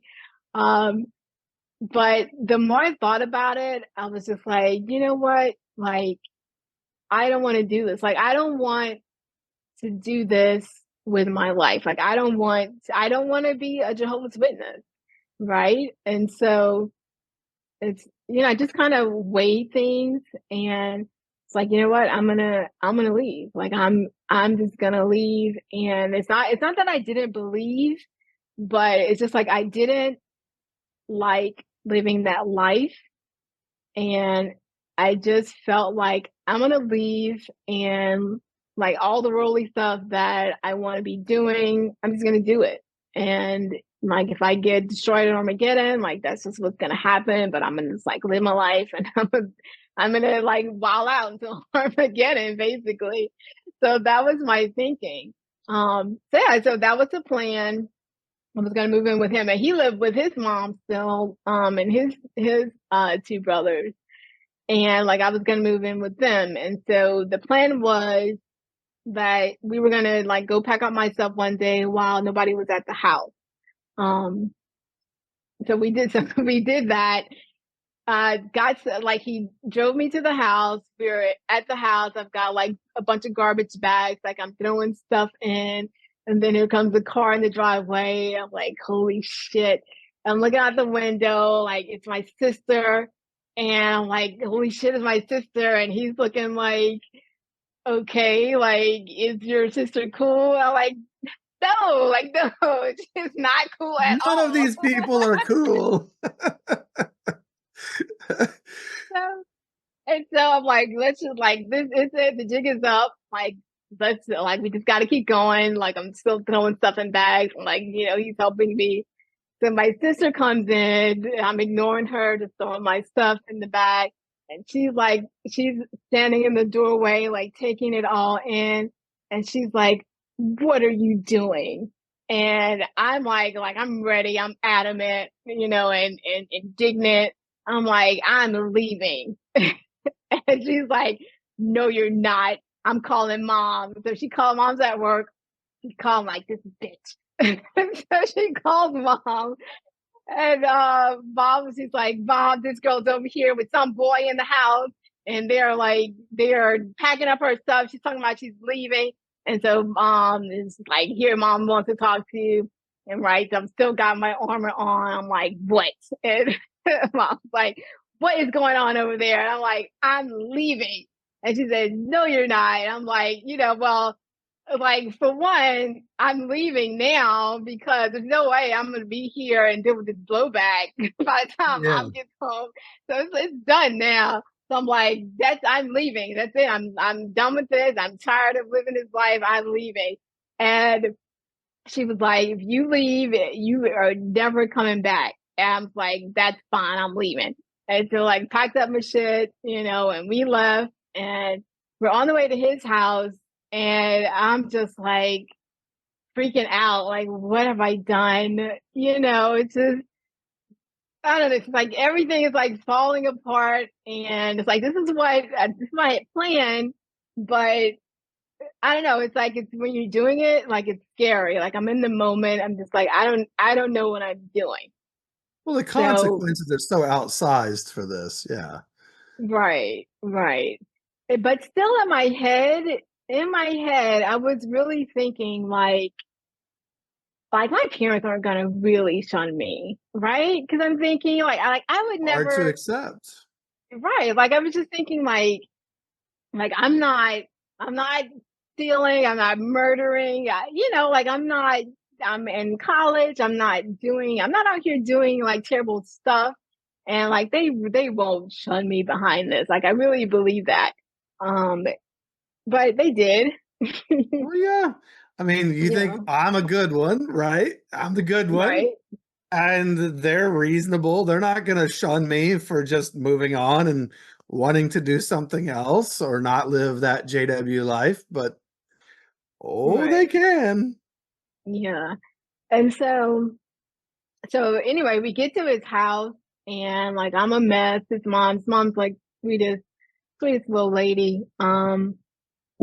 But I'm just like really scared because like this is the first time I'm not under my parents' roof, and it's just I'm in the world, right?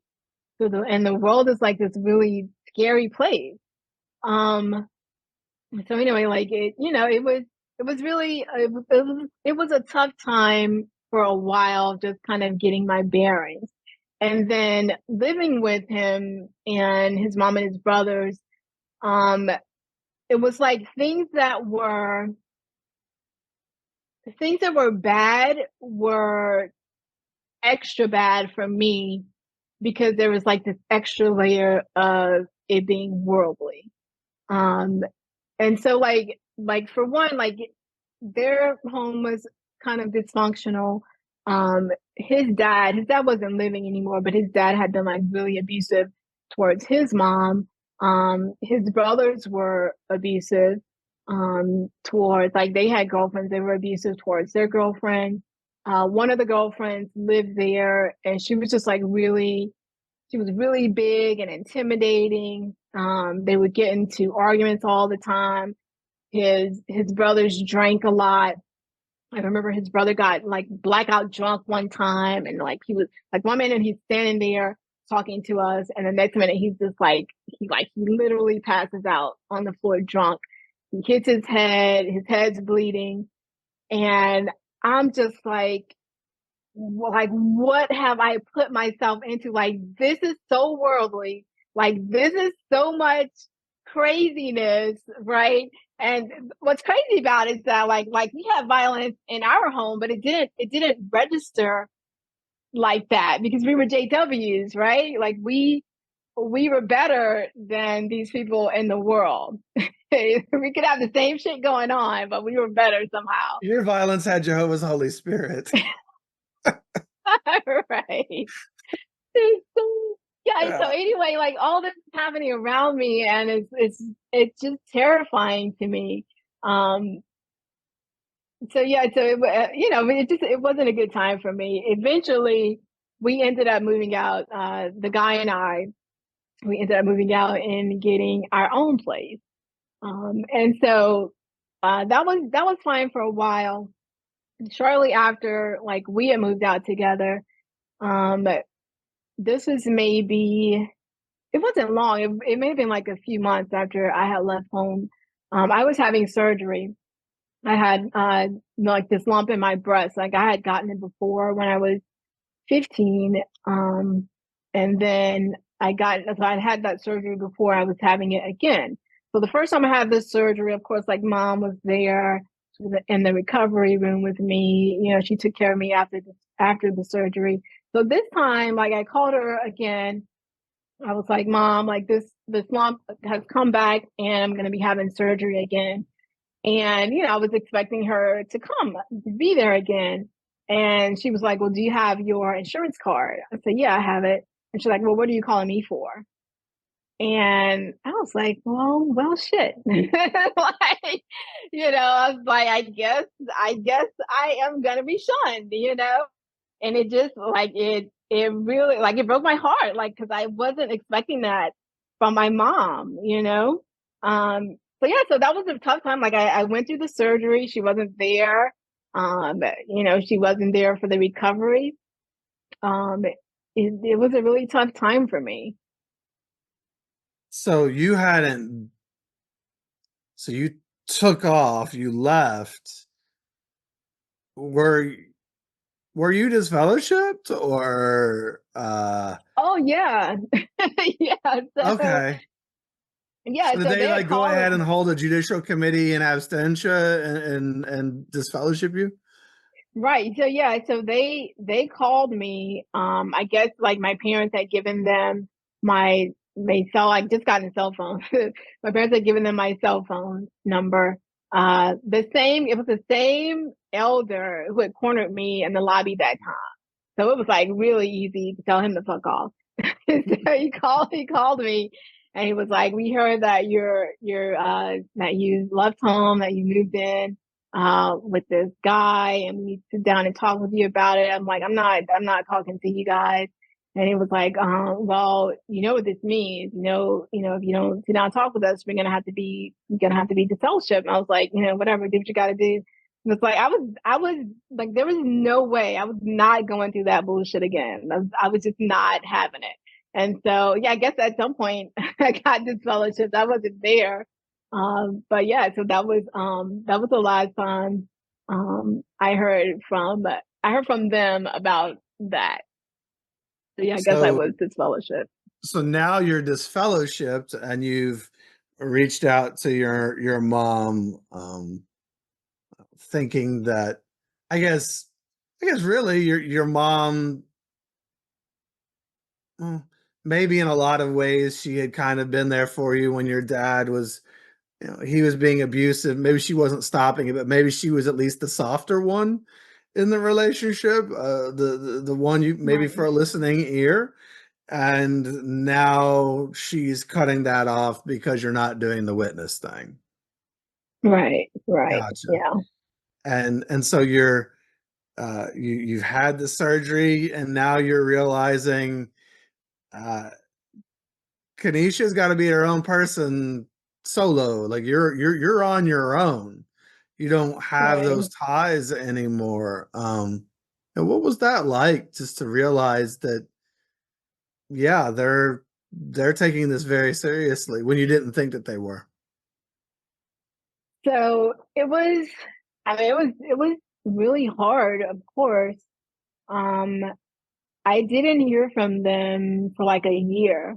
Mm, So it was really tough, but also like that year was like the first time that I really had some autonomy, like I'm a grown up out in the world. And I didn't have to like I could do what I wanted to do, like of course there were consequences for your actions, but it's like I didn't have to go to meeting. I don't have to study the watchtower. I don't have to do all this stuff anymore. And like it was the best time of my life. I mean, and I say that and it wasn't like anything like special was going on, but it was just like just being able to be my own person was just so freeing. Like it there's no feeling there's no feeling like it. Like there was just no yeah. feeling like it. Well, you said earlier something about how like you're gonna wild out till Armageddon or something, and now you're like, I just did. Now you're wilding out as just not attending the meetings, not going out in field service. You're wilding out Right. as sitting at home quietly with a book, or whatever. Like I like that because they act like everybody's gonna leave, and then just it's drunken, drug-fueled orgies until Armageddon. That's what everyone Right. is doing. No, it's just life. People go and Right. they live life, but they do so in freedom to be who they are, make their own decision, not be bullied anymore into conformity. Hey, quick announcement here. If you're enjoying getting to know our guests today and you'd like an opportunity to know them better beyond their story here, I actually have another podcast of sorts called The Back Room. Yes, like taking somebody into the back room at the Kingdom Hall. I'm taking each guest now into the back room and we're going to have a little conversation.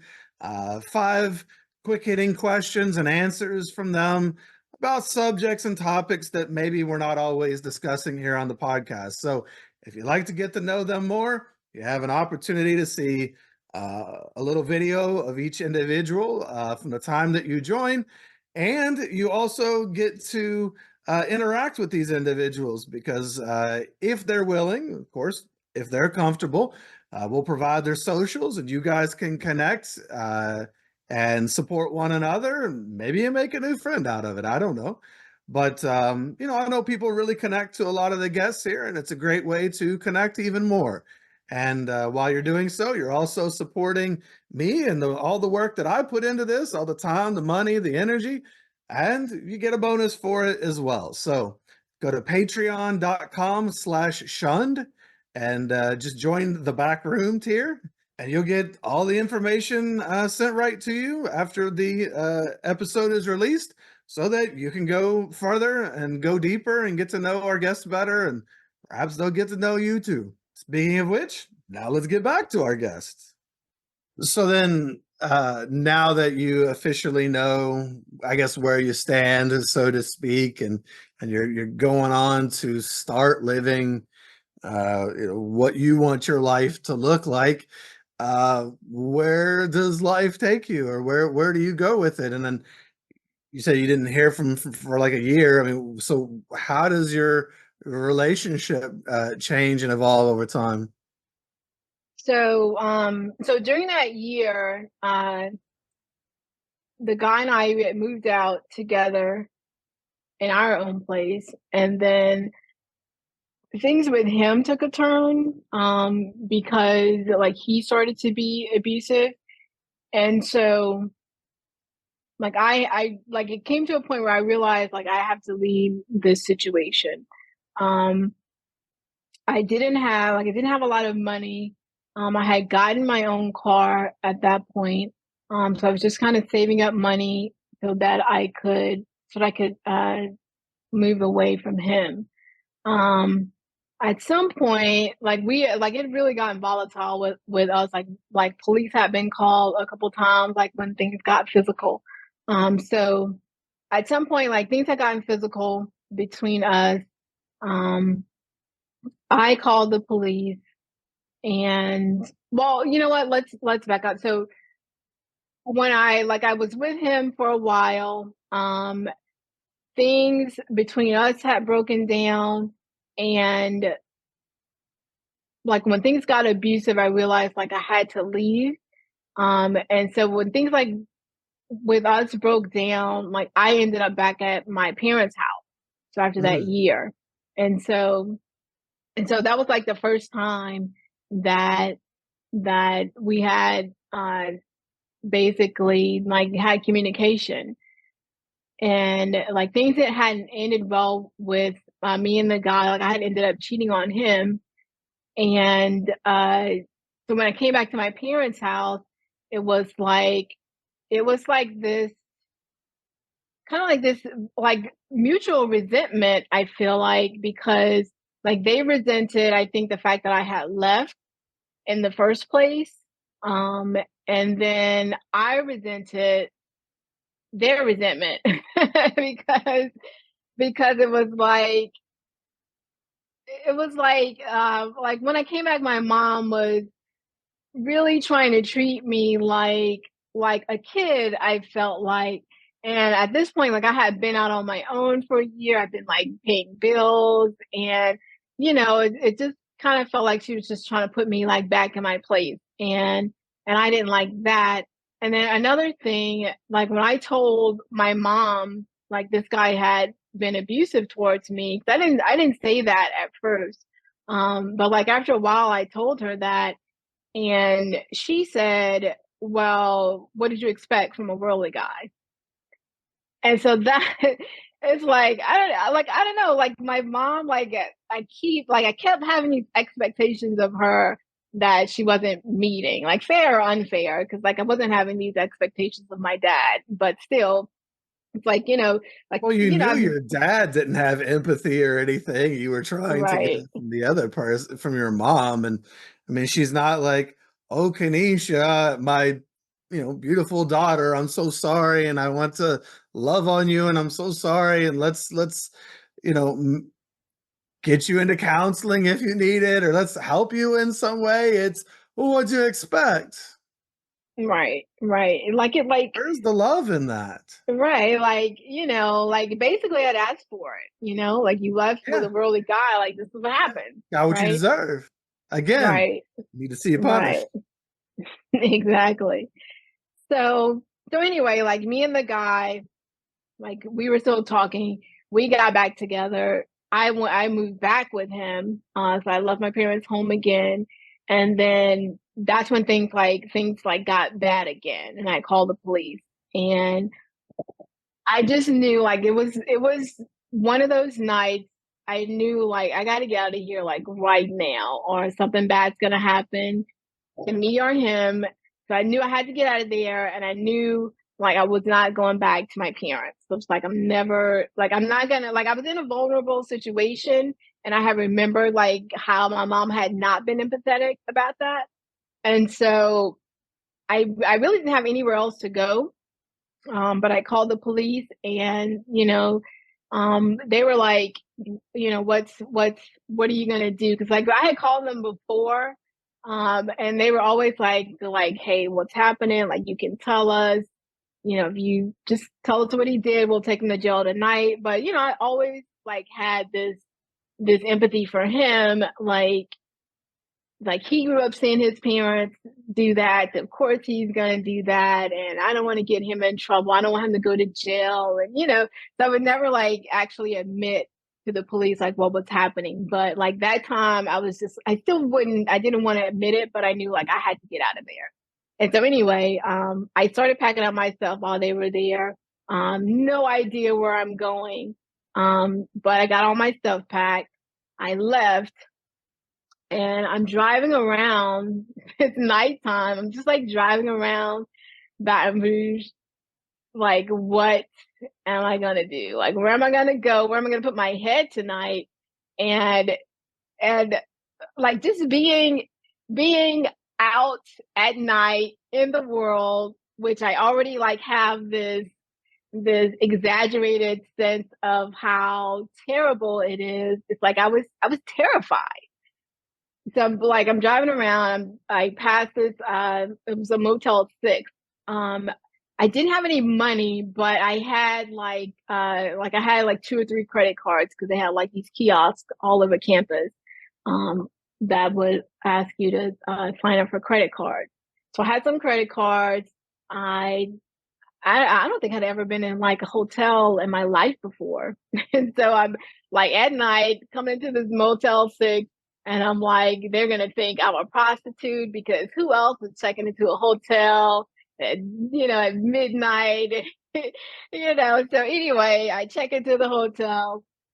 Um, and I'm just like, I get in there. I've still got everything I own in my car, and I just like cry and cry and cry. I'm just like I don't know what to do with my life at this point. It's like a really low point. Like I can't go to my parents. Like I don't have this guy anymore. And, I'm terrified to be out at night with all the worldly people who are just like waiting to prey on me. So yeah, so it was like, it was a tough time. I ended up staying there for like a week. So like just when I was like running out of money or running out of credit, I had been looking around for an apartment, and there was an apartment where I talked to the property manager. She said that it would be like a month before I could move in because they were waiting for somebody else to move out. But so like just when I was running out of money or running out of credit, she called me. She was like, "Hey, they moved out early. We can get you in." And so like I went from the hotel to this apartment, and it was my first time like being on my own, right? And so I was super poor. I was working 3, 4 jobs, like whatever I could do. I would like scour the classifieds, like find odd jobs and stuff. Whatever I could do, like I just did anything to make money. I would survive like off of, like McDonald's had like 99-cent specials back then. So I would survive off of that. Like putting 50 cents worth of gas in my car because that's all I had. Like it was a tough time, but I really like that was literally the first time where I like have full autonomy. I didn't have to answer to my parents. I didn't have to answer to this guy. I didn't have to answer to anyone, and that was like the best time of my life. Interesting how, the best time of your life is just that autonomy. It's not about you weren't wealthy or anything. You were struggling in ways and alone and isolated in a lot of ways, but you had that autonomy. You got to finally decide or start deciding and exercising who you want to be, or at least have the chance to do it. At least a start, a nexus point where you could start to do that. So where in the world do you go from there? So I heard from my parents again. My mom called me, and it's so crazy because we'll like, it's like she called me like we haven't not spoken to each other in like all this time, but she just called me out of the blue, and she was like, "Your brother is his fellowship, and he needs a place to stay."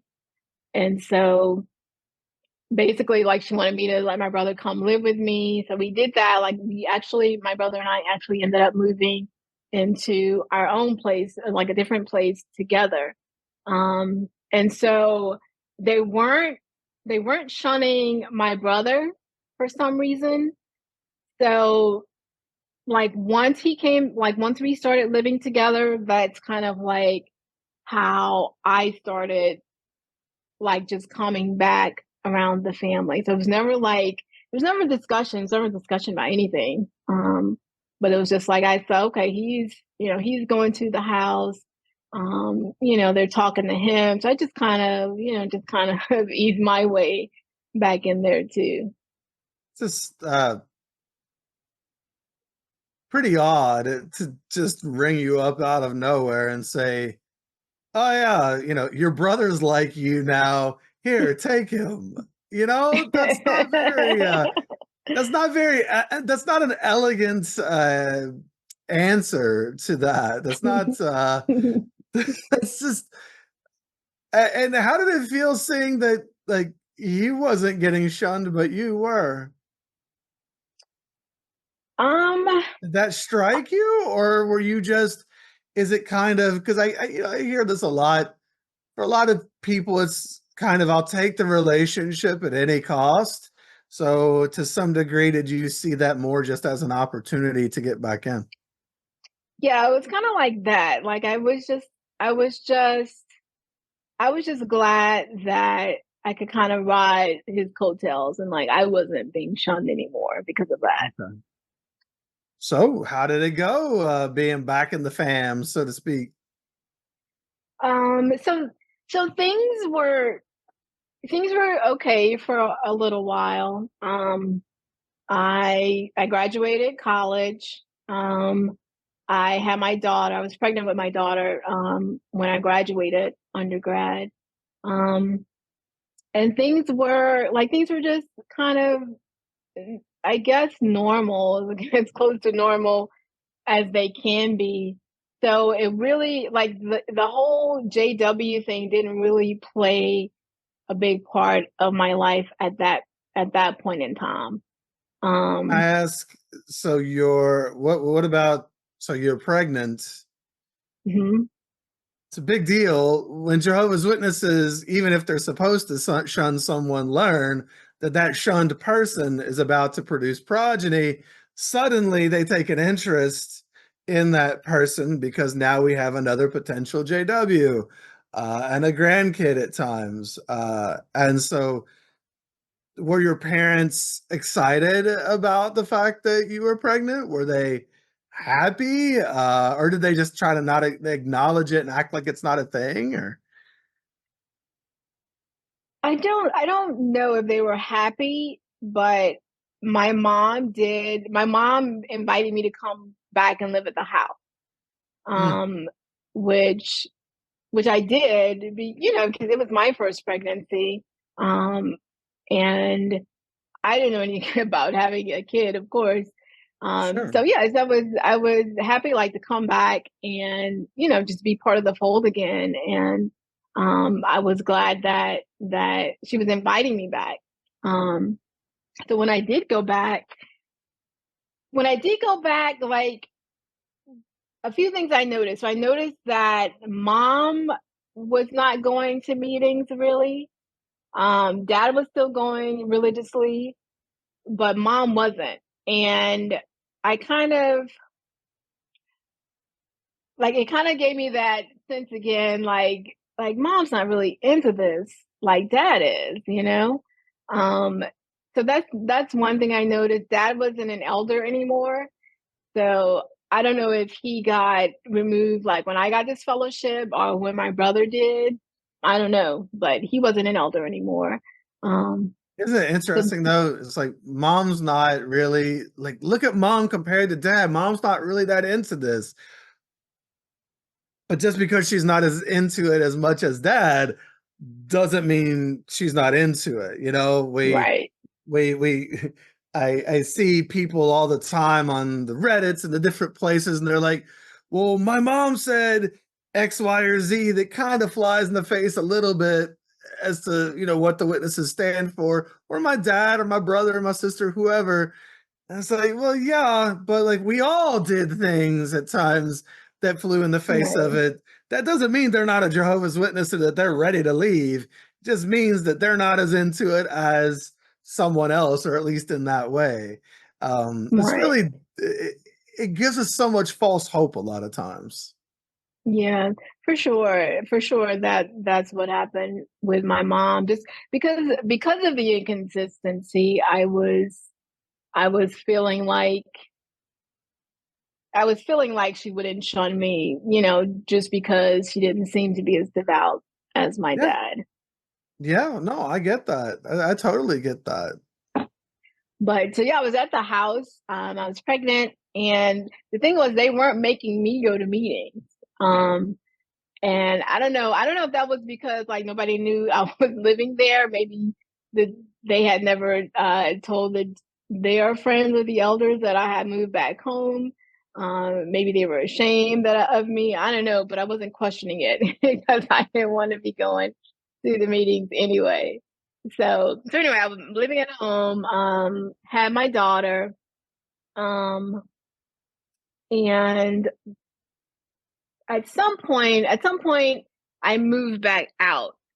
Um, I think I ended up going to law school. And the way that came about was that, when I had my daughter, things weren't that great between her dad and I.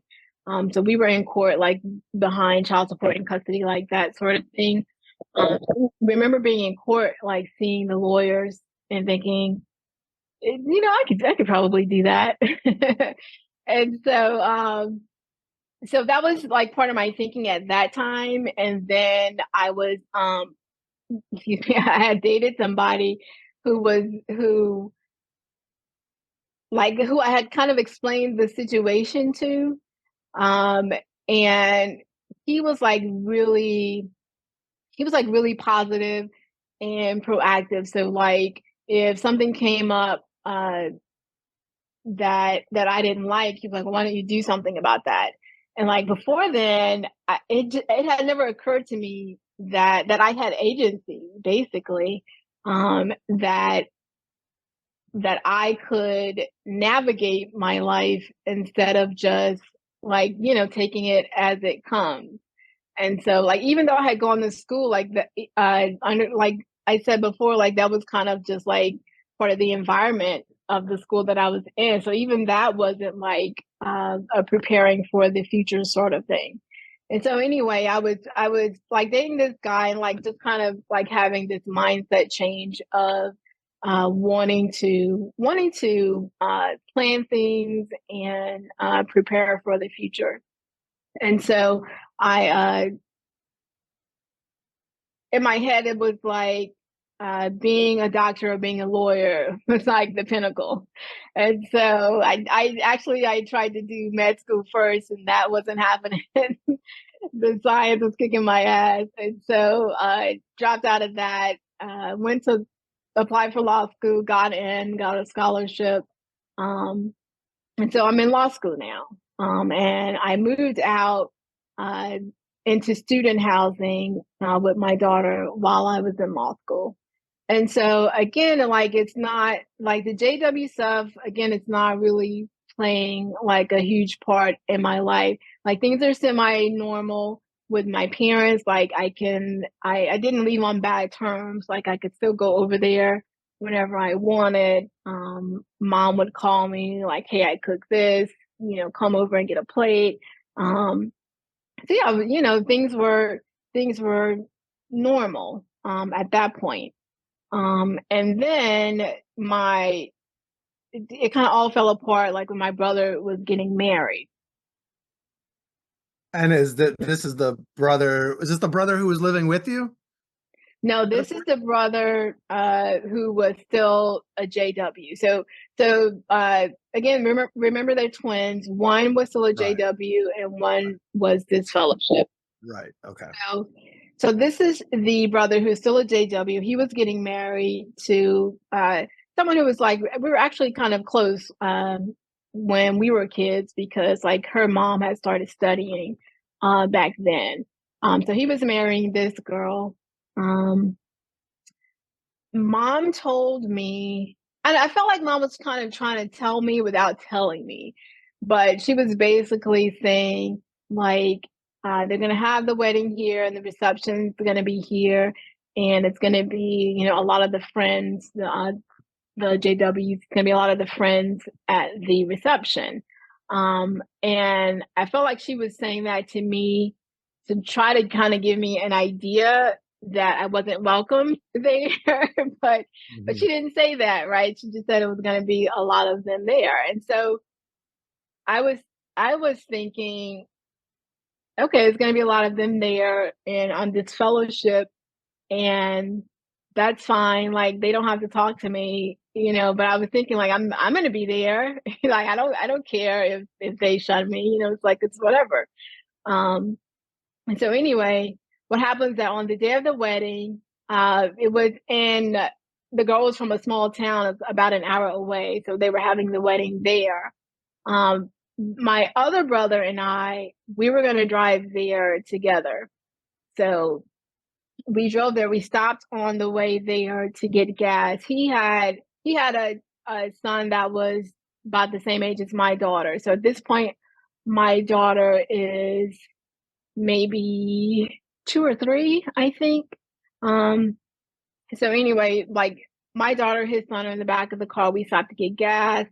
I get out to get the gas. He gets out to get something from the gas station. And I don't know, like the kids get locked in the car.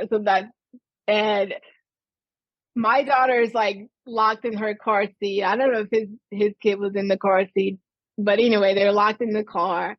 We had to call Papa Lot because the kids like don't understand like how to open the door. So anyway, we were late for the wedding because of that. So when we got to Ponchatoula, the wedding's in Ponchatoula, when we got there, it was like the wedding was just ending and everybody was leaving, going to the reception. And so we just like, followed everybody to the reception.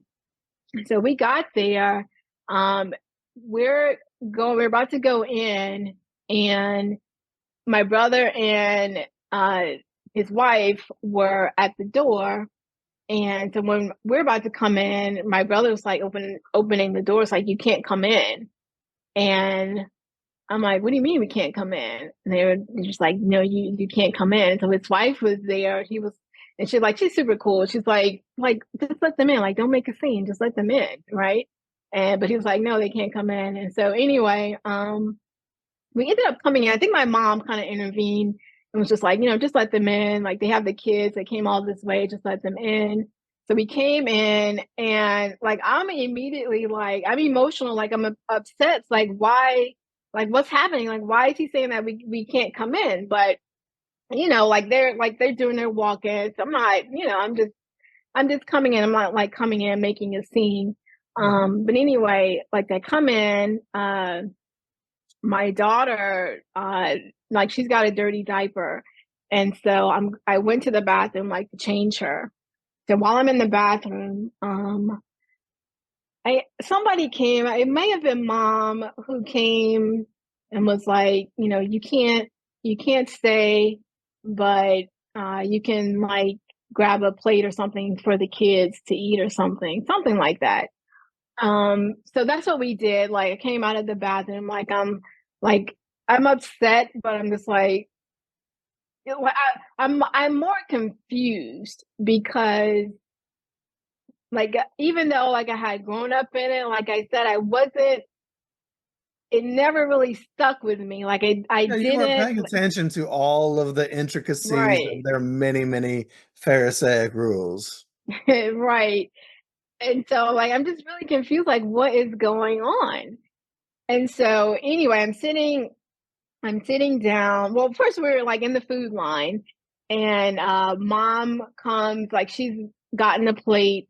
So she comes, like, and ushers us out of the food line. It's like, here, I got a plate for you. So I'm sitting down, feeding my daughter, and an elder comes up. It was like I don't know, I'm saying an elder, I guess. I don't know who these guys were, but it was like three of them.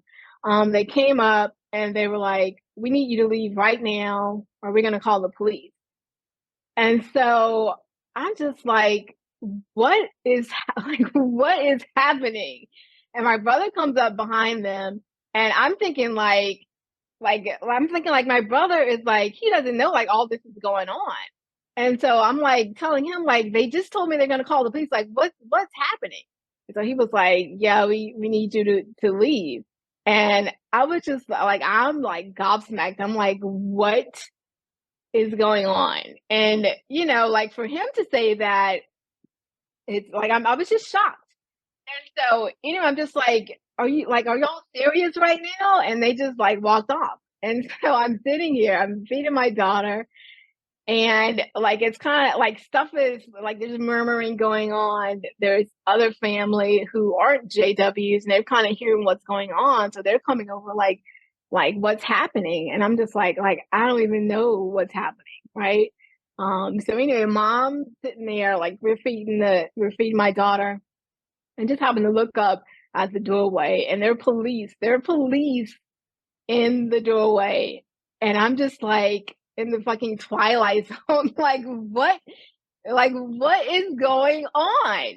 And so mom was just like, just hurry up and feed your daughter so you can leave. And I'm still just like in shock because what's happening, right? Because the police have been called on you for eating food at your brother's wedding with your Right. child. I mean, yeah, of course you're God. This is not normal behavior.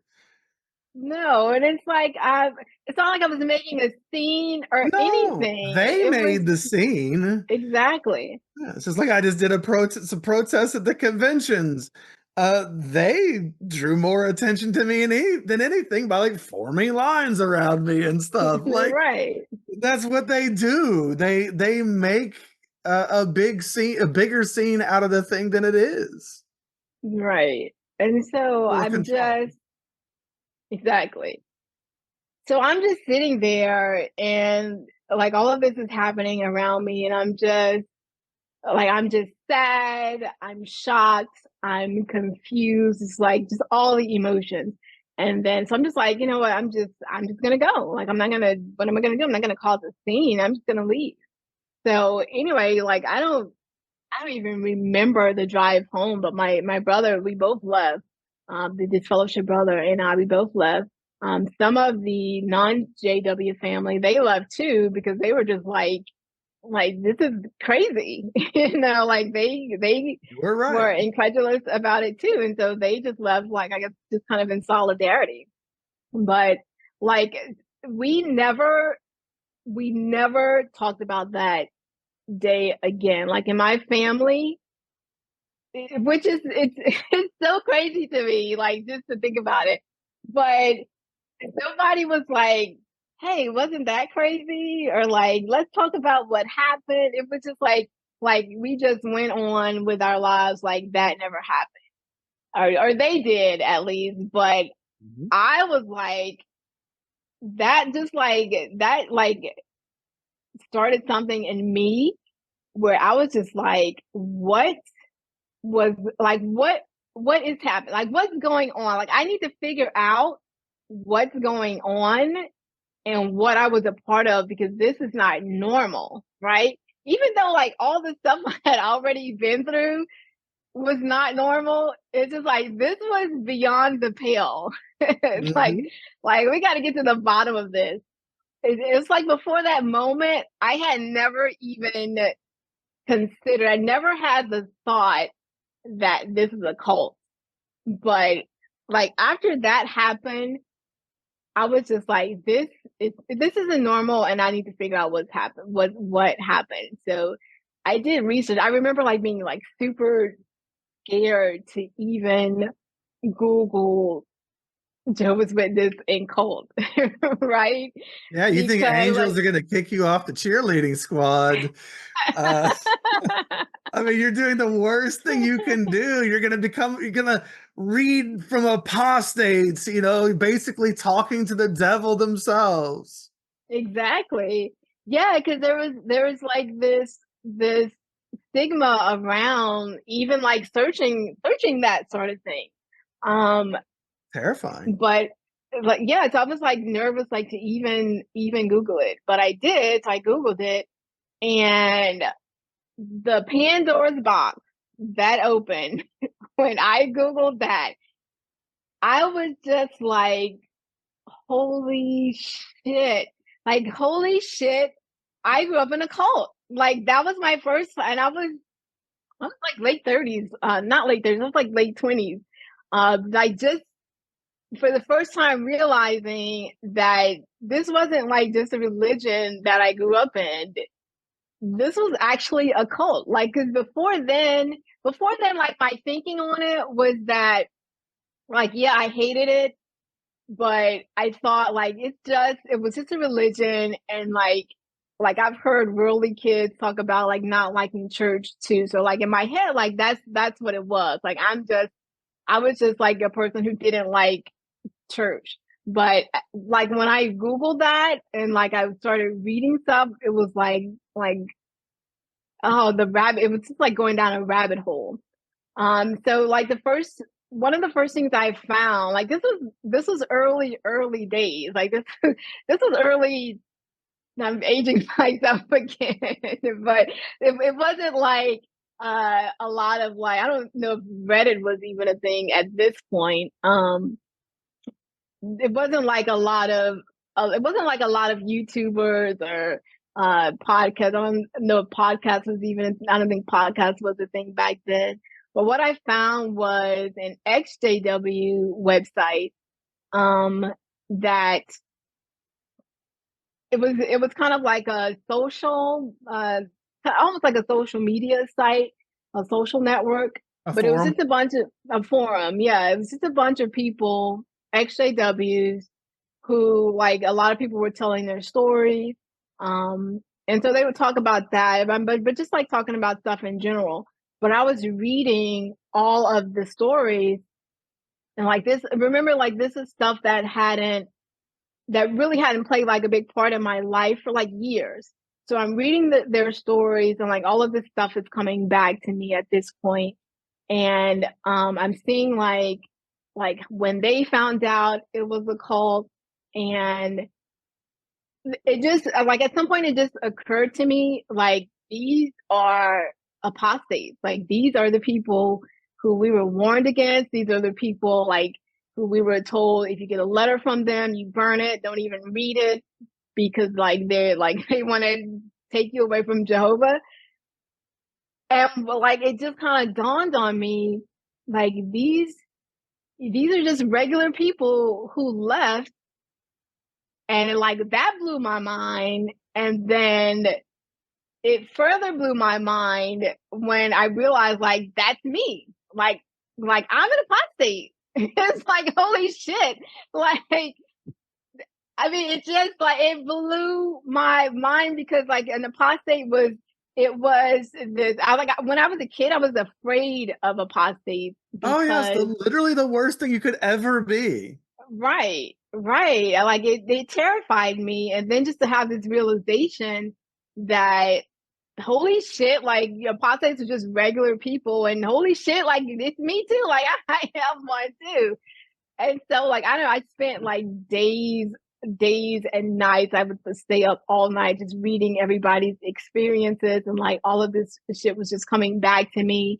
And it was a lot to take in. And I just like I just thought about it for a long time, and I never said anything to my family about it. Well, for one, because like it was apostate information, and like my mom had a best friend who had quote unquote gone apostate when we were kids. And I remember her like telling us about like when they had learned that she was an apostate and how like they had to cut her off, like we couldn't be friends with her kids anymore. And so like yeah, I was afraid of apostate. I was afraid of being labeled that because at this point, it sounds so crazy to say now, but like at this point, like shortly after my brother had just called the police on me to have me removed from his wedding, at this point, I still felt like I had like a good relationship with my family. And so I didn't want to ruin that by coming out as an apostate. So like I'm reading all this stuff, I'm having these realizations, but I'm still not saying anything about it. Like I'm just holding it all inside. And like I mean, for a very long time, for years, like I never said anything about that. It's funny how we spend our whole lives worried about what they think of us. And then we realize that where and who like what they're really a part of. We realize we wake up to those realities, whether it's they're in a cult or they're abusive and in a cult, usually go hand in hand, all these things, but it's a normal thing to want to have a great relationship with your family. But um, sometimes you just don't get that.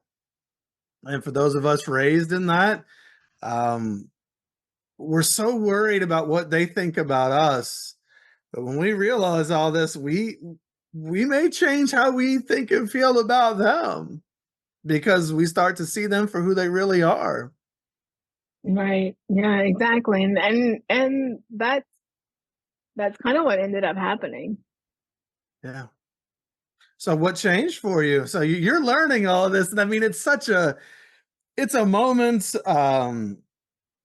like no other. I mean, I've often told my wife like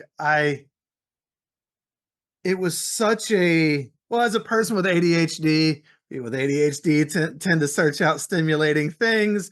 For me, learning the truth about the truth was extremely stimulating. It was like, whoa, what about this? And what about that? Oh my gosh, can you believe they told us this, but it's really that?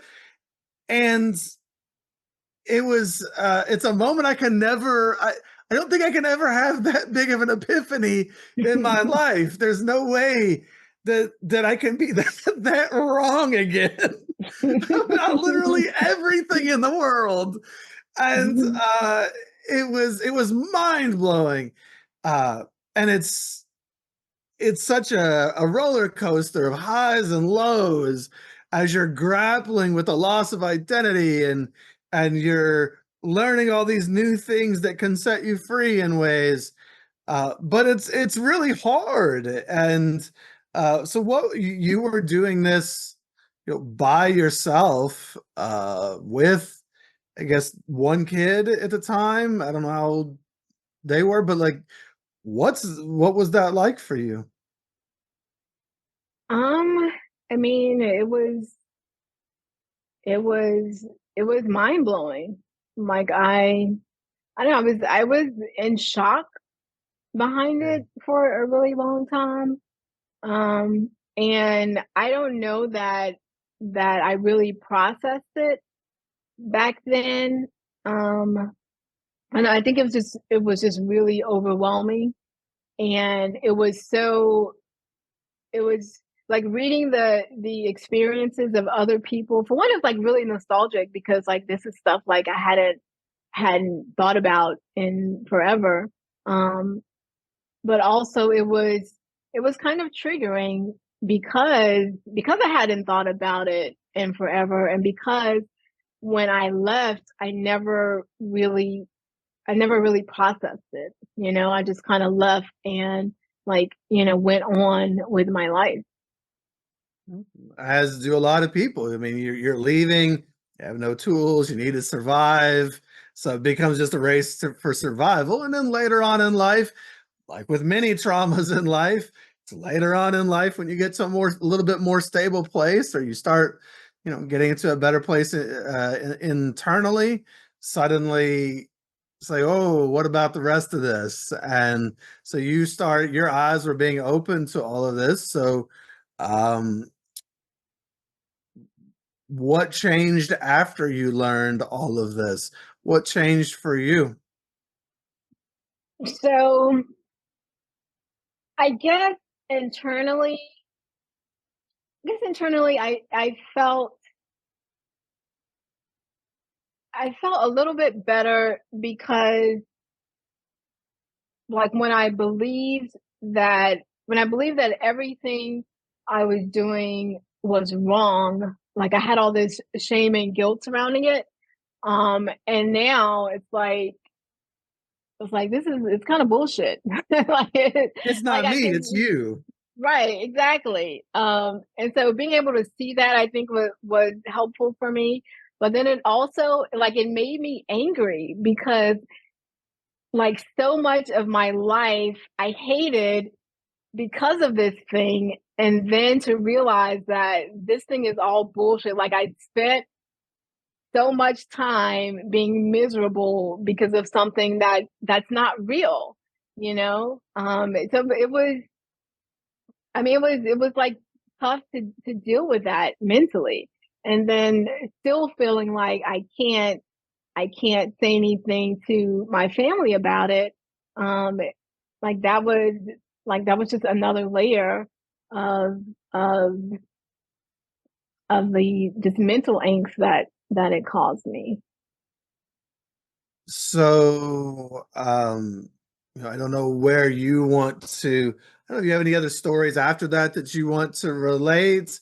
I was just gonna say, obviously you're here talking to me today, so you clearly feel a little more is comfortable in your own situation and scenario, and what you know about all of this, or at least more firm in everything. Where, I guess, where has, you know, I, so I'll say this. I often ask people, is there anything, if you could say anything that you want to your friends and family, what would you say? Have you had your say? Have you and your family had discussions, where has it been left as far as your family, your parents, and I don't know, maybe siblings go? Yeah, so things kind of came to a head.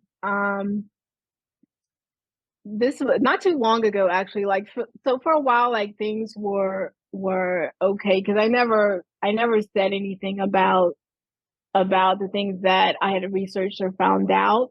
Um, and nobody ever said anything about the whole wedding incident. So like we kind of just went on like normal for a while. Mm. Um, and then at some point, my dad, I don't know, my dad was always kind of, well, my dad was devout, like for all of our childhood, but like there was some at some point, like into our adulthood, it was like it would factor more heavily in his life. Like he would shun me um sometimes and then sometimes not. So for a while he wasn't shunning me. I wasn't living there, but I was still coming over. And then out of the blue, one day I was over there with my daughter. Out of the blue, he like called me out to the patio, and he was like, um, my dog had like my mom had kept my dog while I was on vacation, and I had my second daughter at this point. So I had two kids. Um, so while we went on vacation, it was like during the Christmas holidays, we had gone to Canada and to New York, and my mom had kept my dog while we were gone. So my dad called me to the back patio and he said that the circuit overseer had heard that he kept my dog while I was going on vacation, and he wanted to know like why my dad was keeping his disfellowship daughter's dog. And I'm just sitting there like here we go. Like what is So insane. it's so crazy. I was just sitting here like here like what's happening now? Here we go again with something crazy. Like what's happening? And so I'm just like, okay. And he's going on this long, like he's got his talk written out. So anyway, the circuit overseer asked him this, and he didn't have my dad. It was so crazy. I was thinking while my dad was speaking, because he was like, I was so embarrassed that the circuit overseer asked me this. Like I didn't have any answer for him. And I'm just like, Oh, what are you embarrassed about? Like, what is it's insane? Like, what are you embarrassed about because you kept my dog? Like, it's I don't know. They can just make something out of nothing. mhm. But anyway, so he's like, he tells me this, and the end result is you can't come back to the house anymore because the circuit overseer doesn't like basically that he's fraternizing with his disfellowship daughter. And so like that was I don't know, it's always just kind of been this back and forth with my parents, like, 1 minute it's cool and like I get lulled into this like false sense of security, like, everything's it's gonna be normal between us. And then, when I least expect it, like now you can't come back to the house. And I was upset about that, but I don't like the way that I dealt with things was just kind of like not dealing with them. Um so like when he told me that, it upset me, but I was just like, okay. Well, actually the first thing I thought was, does mom know about this? Because mom mom kind of like has the final say about what goes on in the house, right? It's not supposed to be like that. Oh, but It's that's interesting that mom has the final say, but mom didn't stand up for the abuse. right, right. So Hmm. it's yeah, so it's kind of always been like that dynamic. It's like Dad would abuse us, but he would not cross mom, right? Right. I'm just saying that shows your mom had power to For speak up sure. and to change things and chose not to in that situation. That's just interesting. Yeah. And so like that really hurt. That was the first thing I thought was like, does mom know about this? And he knew I was thinking that because that was the first thing he said after that. He was Your like, mom knows about this. exactly. He was like, yeah, I mean, your mom talked about this, Yeah. and she's in agreement with it. But what really hurt was that he said that my brother who still does fellowship, he was like, your mom said that it's okay for him to still come to the house because he owes her some money or something. I don't know. It was bullshit, but like the It's all reason bullshit, why, but that's an added layer of for bullshit. sure, for sure. But yeah, so the reason why is like my brother's got like a lot of kids, and he'll allow my parents like to bring his kids to meetings and stuff. And like ever since like with the thing with my brother's wedding and me figuring all that out, it's like I don't want my kids around it. Like I don't want them going to meetings. I don't want them being taught this stuff, right? And so I have been like kind of I like whenever they would ask, I would say no. Like I would never say, and here's why, because I learned it's a code, but I would never like let them take my kids to meeting. But my brother would. And so anyway, like I figured like that was the real reason like he wasn't getting like the full 100% shunning. Well, of And course, like I said earlier, if they know you got kids, I mean, as soon as you were pregnant, you were okay to move back into the house, right? Like they Jehovah's Witnesses love them some grandkids, especially if they can take those grandkids to the meetings, because everything exactly. hinges on, are you a witness or a potential witness? And if you're no longer a potential witness, then we don't really need you around. But if you come with kids, let's go. Right. So yeah, so anyway, so like he told me that, and I don't know, I didn't really deal with stuff. I just kind of like stuff things down. But I was dating Steven at the time. Um, and we had been dating maybe 3-4 months at that point. Um, and I had told him about like the whole JW thing, but it's like you can tell people, but it's really tough for people, to really get it if they didn't live it. So anyway, like when that happened with dad, I told him and I was really nonchalant about it. It was just like, oh, hey, my dad said I can't come back to the house. And he was like, what?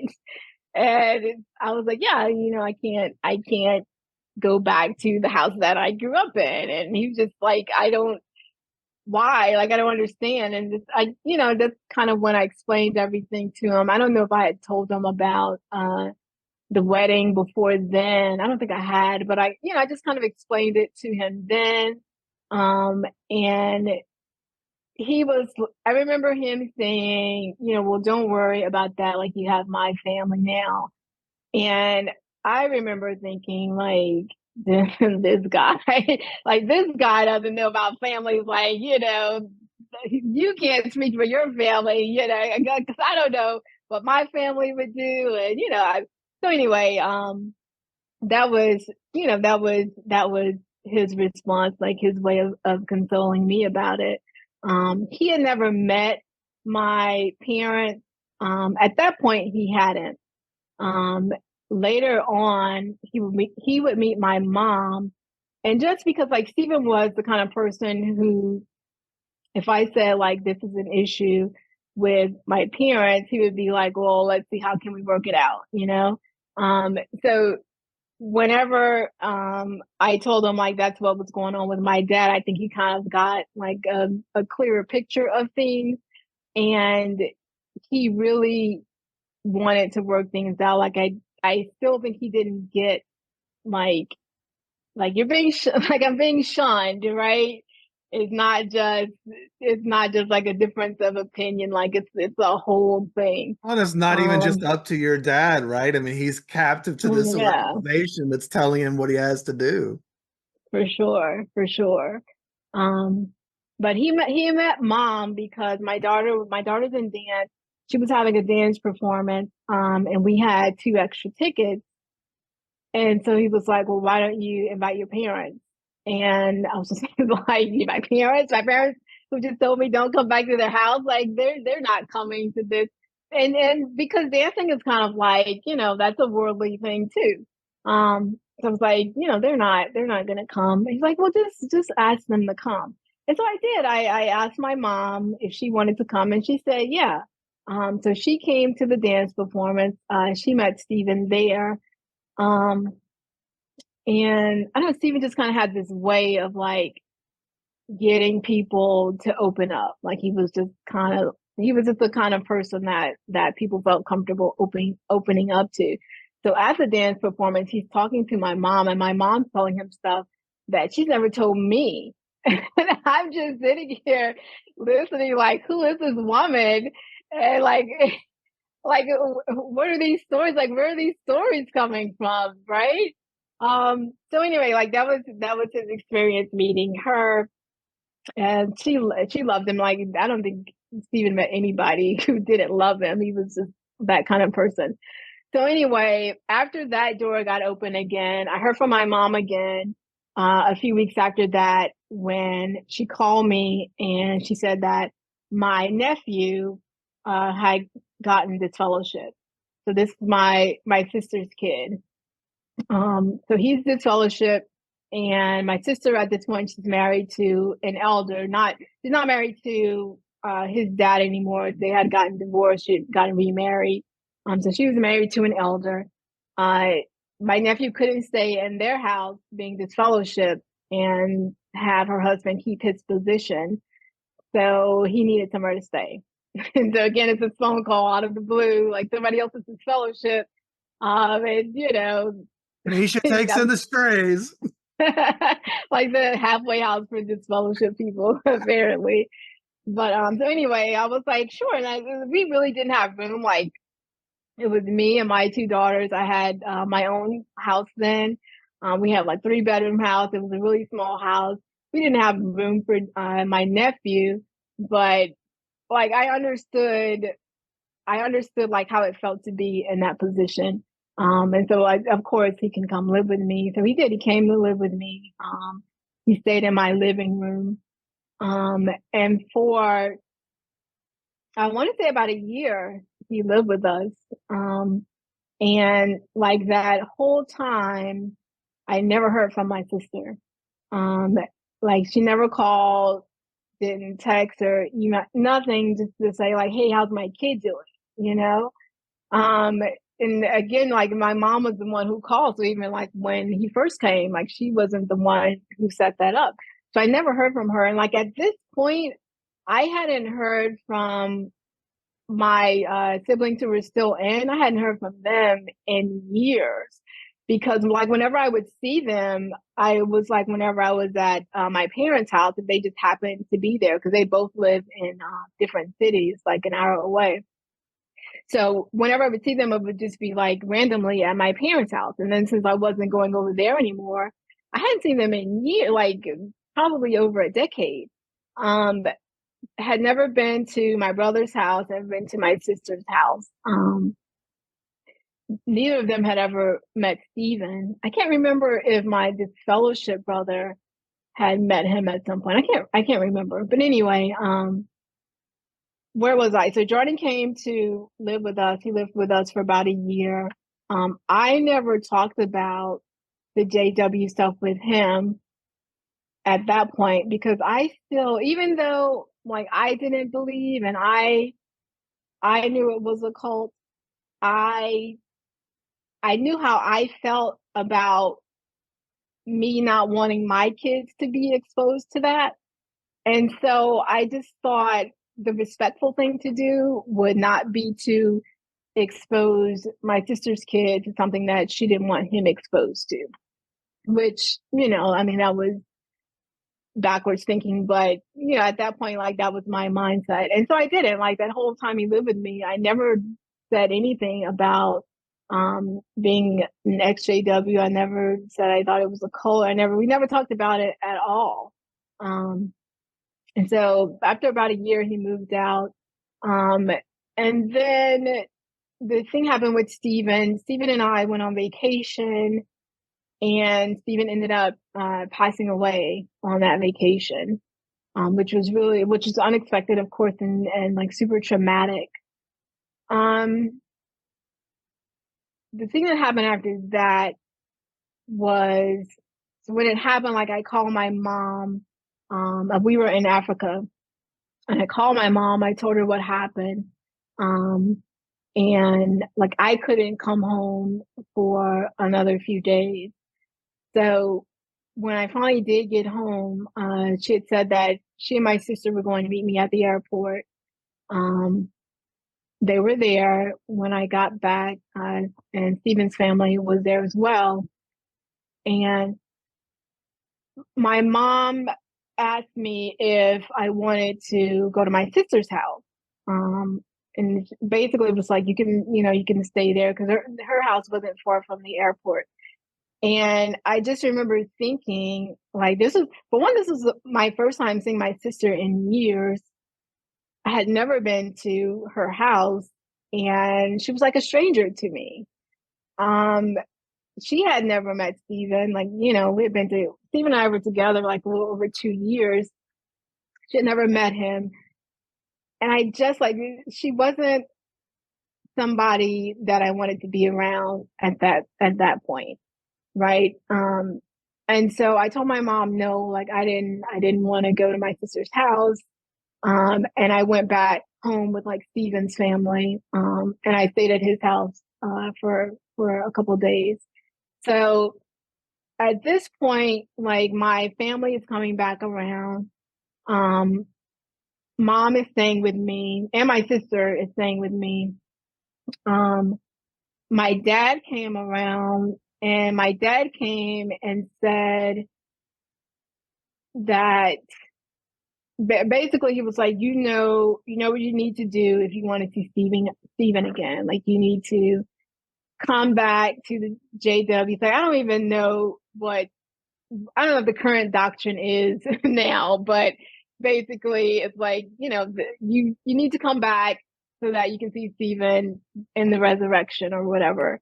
And I was just so, I don't know, like, even like thinking about it now, like I still get angry, but I wasn't angry then. Like I still was in this mindset where I wasn't like really plugged into all the harm. Like it was still just so normalized for me.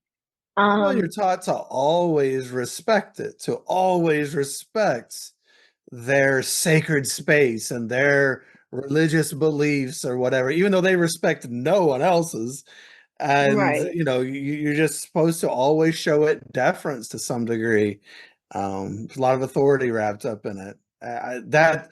It's just, I'm not surprised, but it's just so unbelievably gross to exploit Stephen's death in that way. I understand that he thinks it's the right thing to do, I guess, but it's just the witnesses always seize on tragedy. Right. Yeah, and that's the thing, like that it made me angry because like Stephen had really come to understand like the trauma, probably even better than I did at that point, because I still really wasn't seeing it for what it was, but I think he had come to understand like the trauma that I had gone through because of growing up in the cult, and that the fact that they were using his death to try to bring me back, it would have made him so mad. Like it would have made him so mad, and because of that, it made me so bad. But A very still, reasonable like, reaction. right. But I still just didn't have. I guess I didn't have the self-worth to be angry about it then, I guess. Yeah, that's what it is for in a lot of cases. We're taught not to love ourselves, so we can't get mad at what they do to us because we're used to being abused by them. Right. So so anyway, my mom and my sister are staying at the house, which is really uncomfortable because every day, like they were having the meetings with through Zoom. This was like I don't know if COVID had started yet. This was like late 2019, but they were still doing like the call-ins to the meetings. And so they would do that and then they would have like the meetings playing through the speakers. And so it's like I'm back sitting in the Kingdom Hall again. And it's like it's too fucking much. Like it's just too much. And so like it all blew up one day. My sister was there. Like I was just kind of in bed. Like when I got home, I was just kind of in bed for a few days. Like I was depressed. I couldn't eat. I couldn't sleep. I was just in bed, sad. And my sister was there. I gotten up out of bed. I think I was in the kitchen making coffee. She was in there listening to some JW stuff. So I was like, I was trying to get in and out. And she was like, "Hey, do you wanna talk about Steven?" And I was like, "No, no." Like my first thought was like, "No, not with you. Like you didn't even know him, right?" And so just like, "No, I don't want to." And she's like, "I think it might help." And so I was like, "Okay, whatever." So I sat down, and the first thing she says is, "When did you stop believing in Jehovah?" And let me tell you, I jumped up because like this is like too fucking much. And so I just jumped up, like I ran back to my room.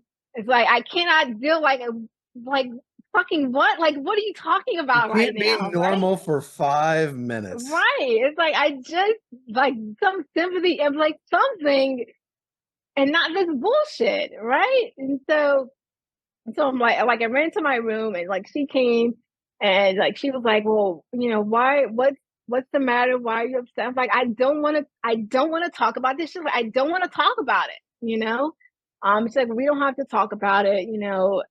And then then she was like, "Let me hug you, whatever." And it just felt like hugging a stranger. It's like I don't know this person anymore, right? And it's like I was going through so much and it was just like too much else and I couldn't deal with this other stuff that they were trying to bring to me.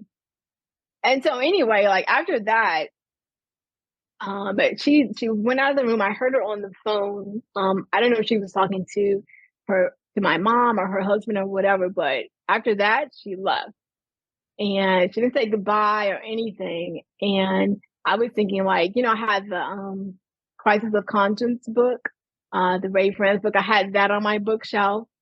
And so in hindsight, I'm thinking about it. It's like, as soon as she mentions Jehovah, like I've been getting up and running like a smurf, running out of the Kingdom Hall. And now, okay, then I've got this apostate book on my bookshelf. And I'm just like looking at it from her perspective. And she was probably She like, probably has no clue what crisis of conscience is. I you don't know think what? most Jehovah's Witnesses have any knowledge of what that book is. Now that I think about it, she probably doesn't. But like she just left. Like she didn't say goodbye or anything. She just left, which I was glad for, but I also felt like she was running away from me because I didn't react the way that she expected me to or that she wanted me to, or because I didn't want to hear the You don't love JW stuff. Jehovah anymore. You don't want to do what Right. you don't want to play the game she wants to play, so she's not going to play with you. Right. And so she left after that. And again, like I was glad because I felt, I didn't feel a connection to her anymore. Sure. Um, and then my mom came back and I don't remember what we were talking about, but I just remember my mom saying something about the story of Noah. And I just remember thinking like, what is she talking about? Like, I'm in the fucking twilight zone here. Like, just, I'm dealing with the death of my fiance, and now I got to deal with this shit. And it was like, it was too much. It was too much. And so mom was just like, you gotta get up. You gotta, you have to take care of your kids and whatever. So I'm just like, you know what? Fine. Like, I just got to get up and move on with life, right? And so that's what I had to do. It's like I didn't really get to like really grieve because I was dealing with with their shit. And so anyway, I started. That's like when I started going to therapy, and I remember I remember in therapy like just all the JW shit started coming up. Like it wasn't. I went to therapy to deal with like the grief of like, the trauma of my fiance's death. And like the JW stuff just kind of came up. And I remember the therapist asking me, like, so when you left home at 18, like, what did you do? How did you cope with all of that? And I just thought like I didn't know I was supposed to go. I didn't know I was supposed to do anything, like I just kind of left and You're went supposed to on with deny life. it, like all good Jehovah's Witnesses do. Deny Right. everything. Right. And so yeah, so that was the first time like I really started to delve into like the just my upbringing and like the effects that it had on me. One thing I forgot to mention, my brother got divorced.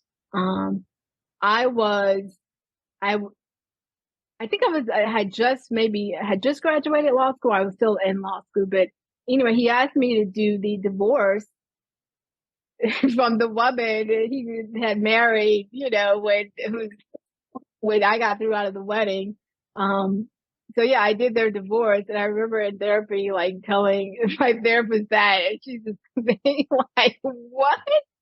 Like you got kicked out of the wedding, and then you turned around and they asked you to do the divorce, and you did it, and like it's like you're setting in like all the shit that I put up with over the years that never even registered to me that this is Man, to bullshit." even Like, have the balls to ask you to do that. right. Man, you've got to have to ask Crazy. you to do that. I mean, just the dehumanizing of you and the situation. That's so fucked up. Right. Yeah, it's crazy. So I don't know. So anyway, I'm in therapy. I'm like deconstructing all of this stuff, and it's like I'm realizing that whenever like my parents, or whenever I'm around my family, or whenever they're coming around, it's like that is when the anxiety is ramped up.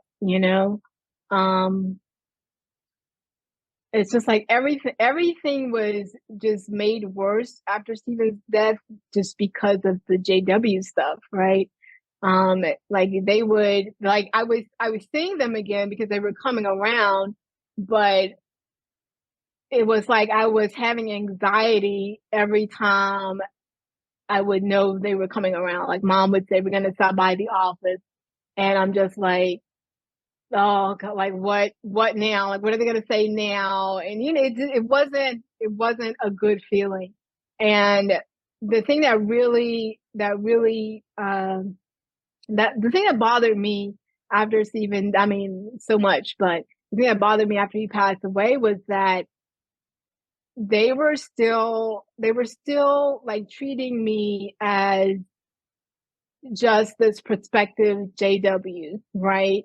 Like not as a daughter, or not as somebody like who needs their parents, like who needs my mom, like to just give me some sympathy. So the thing that was hard about that was that I kept thinking like it could just as easily have been me who didn't come back from Africa.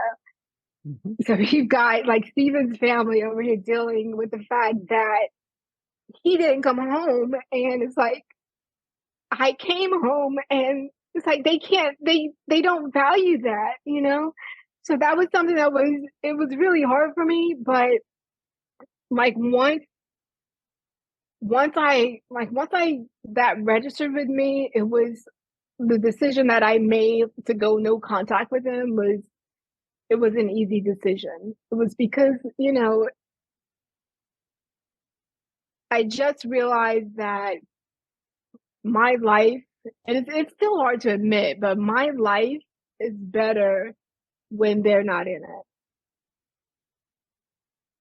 Well, I mean, that's very true for most of us. And I mean, my goodness, your point there about you came home, he didn't. His family would have done anything to have him come home. You come home when your family's like, but you're not one of Jehovah's Witnesses, are you? You're not serving Jehovah. You should be punished. Blah blah blah. Jehovah's Witnesses don't have they don't attach. Everyone and everything is expendable in service to Jehovah, and they think that their God's going to come destroy everything anyway, so it doesn't matter. So they just don't they don't attach, they don't have empathy, they don't love. They don't know what love is. It's all control, it's conditional. They care on some level, but they just can never let themselves really love you. And so they end up being abusive in so many ways. Obviously, your family had its own, types of abuse too, but it's all abusive. Um, yeah, I'm doing a thing this year for myself. I always have a theme for the year, and this year's WIIFM. What's in it for me? Like, is there in different things in life?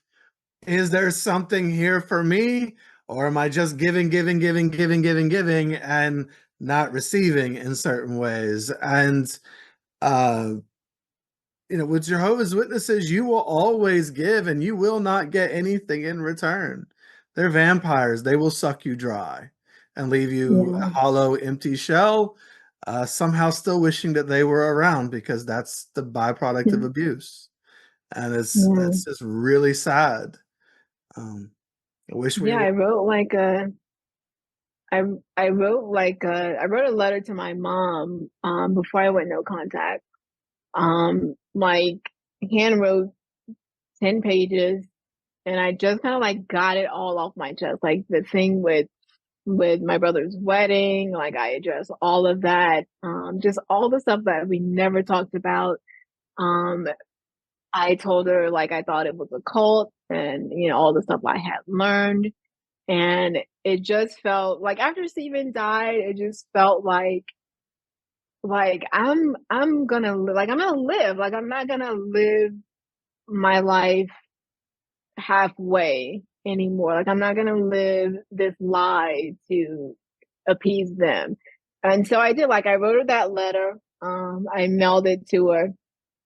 The irony is not lost. Like I wrote my apostate letter. Um, and I did it. Honestly, I didn't expect her to read it. Because I thought she would burn it like we were told to do. But she did read it, and she texted me, and she told me that she got it and that she would respond, and she was glad that I wrote it.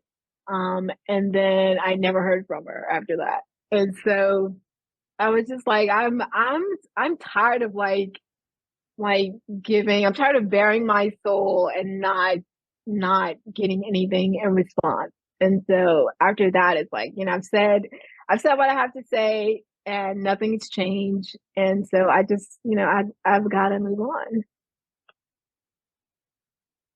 Um, can we? So I don't know where you want to go from here, but can we talk about Jordan? Because I know you wanted to, but I think that it's Mhm. also, you know, that hollowness to some degree of those relationships and such. Uh, Yeah.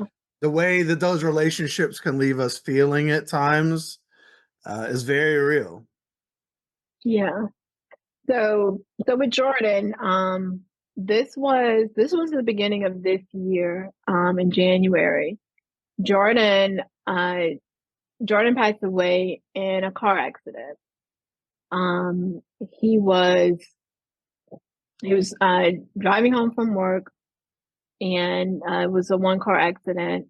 I found out because my mom still like talks to my daughters. I have everybody blocked, but she still texts and calls my daughters every now and then. So my mom told my daughter to tell me to call her, and I didn't because I knew it was something bad, just because like before I would never hear from them unless it was something bad.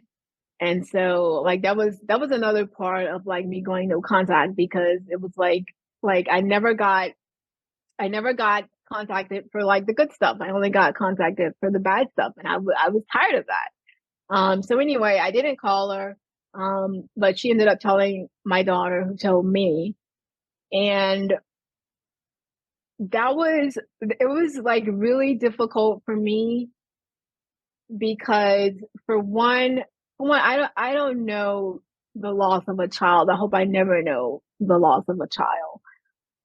And it broke my heart for my sister because Jordan was still disfellowship um when he passed away. And so like this time that she could have had with him before he passed, like she didn't have. Um and so it was like it was a lot of drama that was going on, because like I texted my sister, I texted her my condolences, but I didn't want to be in relationship with them at this point, because, well, for one, like because they had shunned him, because they had not been speaking to him, and I didn't want to come around these people who were now grieving his death, who like right before weren't talking to him, were ignoring him. Like They I don't want essentially to, I didn't, already killed him. yeah, I didn't want to be like around that Cool. fakeness. I didn't want to. Yeah. It was just fake to me. I didn't want to be around it, and it's like I know like his death is even more painful than it would be normally. I mean, of course it would be anyway, but Sure. just all this extra stuff that's around it that didn't have to be. Like I just didn't want any part of it. So I didn't like I never talked to my mom. I didn't and then I would get text messages from my aunts or sisters like saying to call her. But like I wasn't gonna subject myself to that. I wasn't gonna do that. I didn't like I had been vulnerable around them, and I wasn't gonna be vulnerable around them again. So I didn't go to the funeral. Um Another thing is like I didn't know like it was a funeral, there was a memorial service. What am I invited to? Like what can I come to? And it was just too much. Like I don't Yeah, they're even gonna want to call the get in. police on you? Right. Like I wasn't gonna mar my memory of him with all of that BS. And so yeah, so I just kind of like had my own little memorial ceremony for him. And I don't know, like it's really sad, and it's sad anyway, but it's a lot sadder than it needs to be just because of all the extra JW stuff. Yeah. As I like to say a lot on here, Jehovah's Witnesses don't create all the problems in life, but there's nothing they can't make worse. And that's an unfortunate reality, is they bring their level of drama and judgment and all of this dysfunction to lives that can be painful already for various reasons, and they prevent people from grieving, and it's really a shame. Obviously there's been a lot in your life that, at the end of the day kind of may ring hollow in some ways. I know there's a video on the channel where I went back where I came from, and I kind of drove around and showed off, here was the Kingdom Hall, here's where I grew up, blah, blah, blah. But where I ended it was sitting in front of the lot that my parents used to have a trailer on in a trailer park. And, this was their mobile homes where they had lived. And that home no longer is even there. It's gone. My dad's dead. My mom lives I don't know where. And when I did that, I was just talking about just that the hollowness of it all in the end. It's like all this stuff happened, but there was like nothing to really walk away with from them that was, great and supportive in my life. So I had to build my own life, and I had to bring those good things into it on my own. And I realized that most of the good that I had was something that I came up with, I created, I worked hard for, whatever it was. So, looking at your life today, what do you have in it that is yours? What do you Obviously, it's been a really, really tough path to get to today. And I'm sure when you listen back to this, it may add weight to how tough that path was. But what's Kenesha brought to the table today? What do you like about your life today outside of all of that? And even though I know some of that is even fresh, right? But what is good about Kenesha's world today? I mean, everything. I love my life today. I love that I have agency now, and that I have autonomy, because a lot of it is like mental, and just changing the mindset. But just, knowing that my decisions are my own, my life is my own, and that if I don't like it, like, I can change it. Um, so yeah, just having that autonomy. Um, I like I like the life that I've built. I started a business, and that's doing pretty well. Um, my girls, like, I really put a lot of focus, like, on trying to be the best parent that I can be. Just because I think, like, I like my parents. I don't think anybody's parents, like, really go into parenting like, let's see how much we can fuck up these kids. Oh, of you know, course not. Their intent is right, good. Their execution is right, right. So I just want to, I want to learn all that I can, so that I can break these generational curses. And I don't know, I just like that I have the ability to do that. yeah, it's your choice. Back to agency. I think you've reclaimed that from what many call a captive organization, that cult being Jehovah's Witnesses. And I'm really sorry that you've had to go through so much to get here. But I think that just all the things that you've been able to make it through also show a lot of the qualities that you have, and you've obviously put those into work. I know you went through law school. You've obviously been willing to work hard.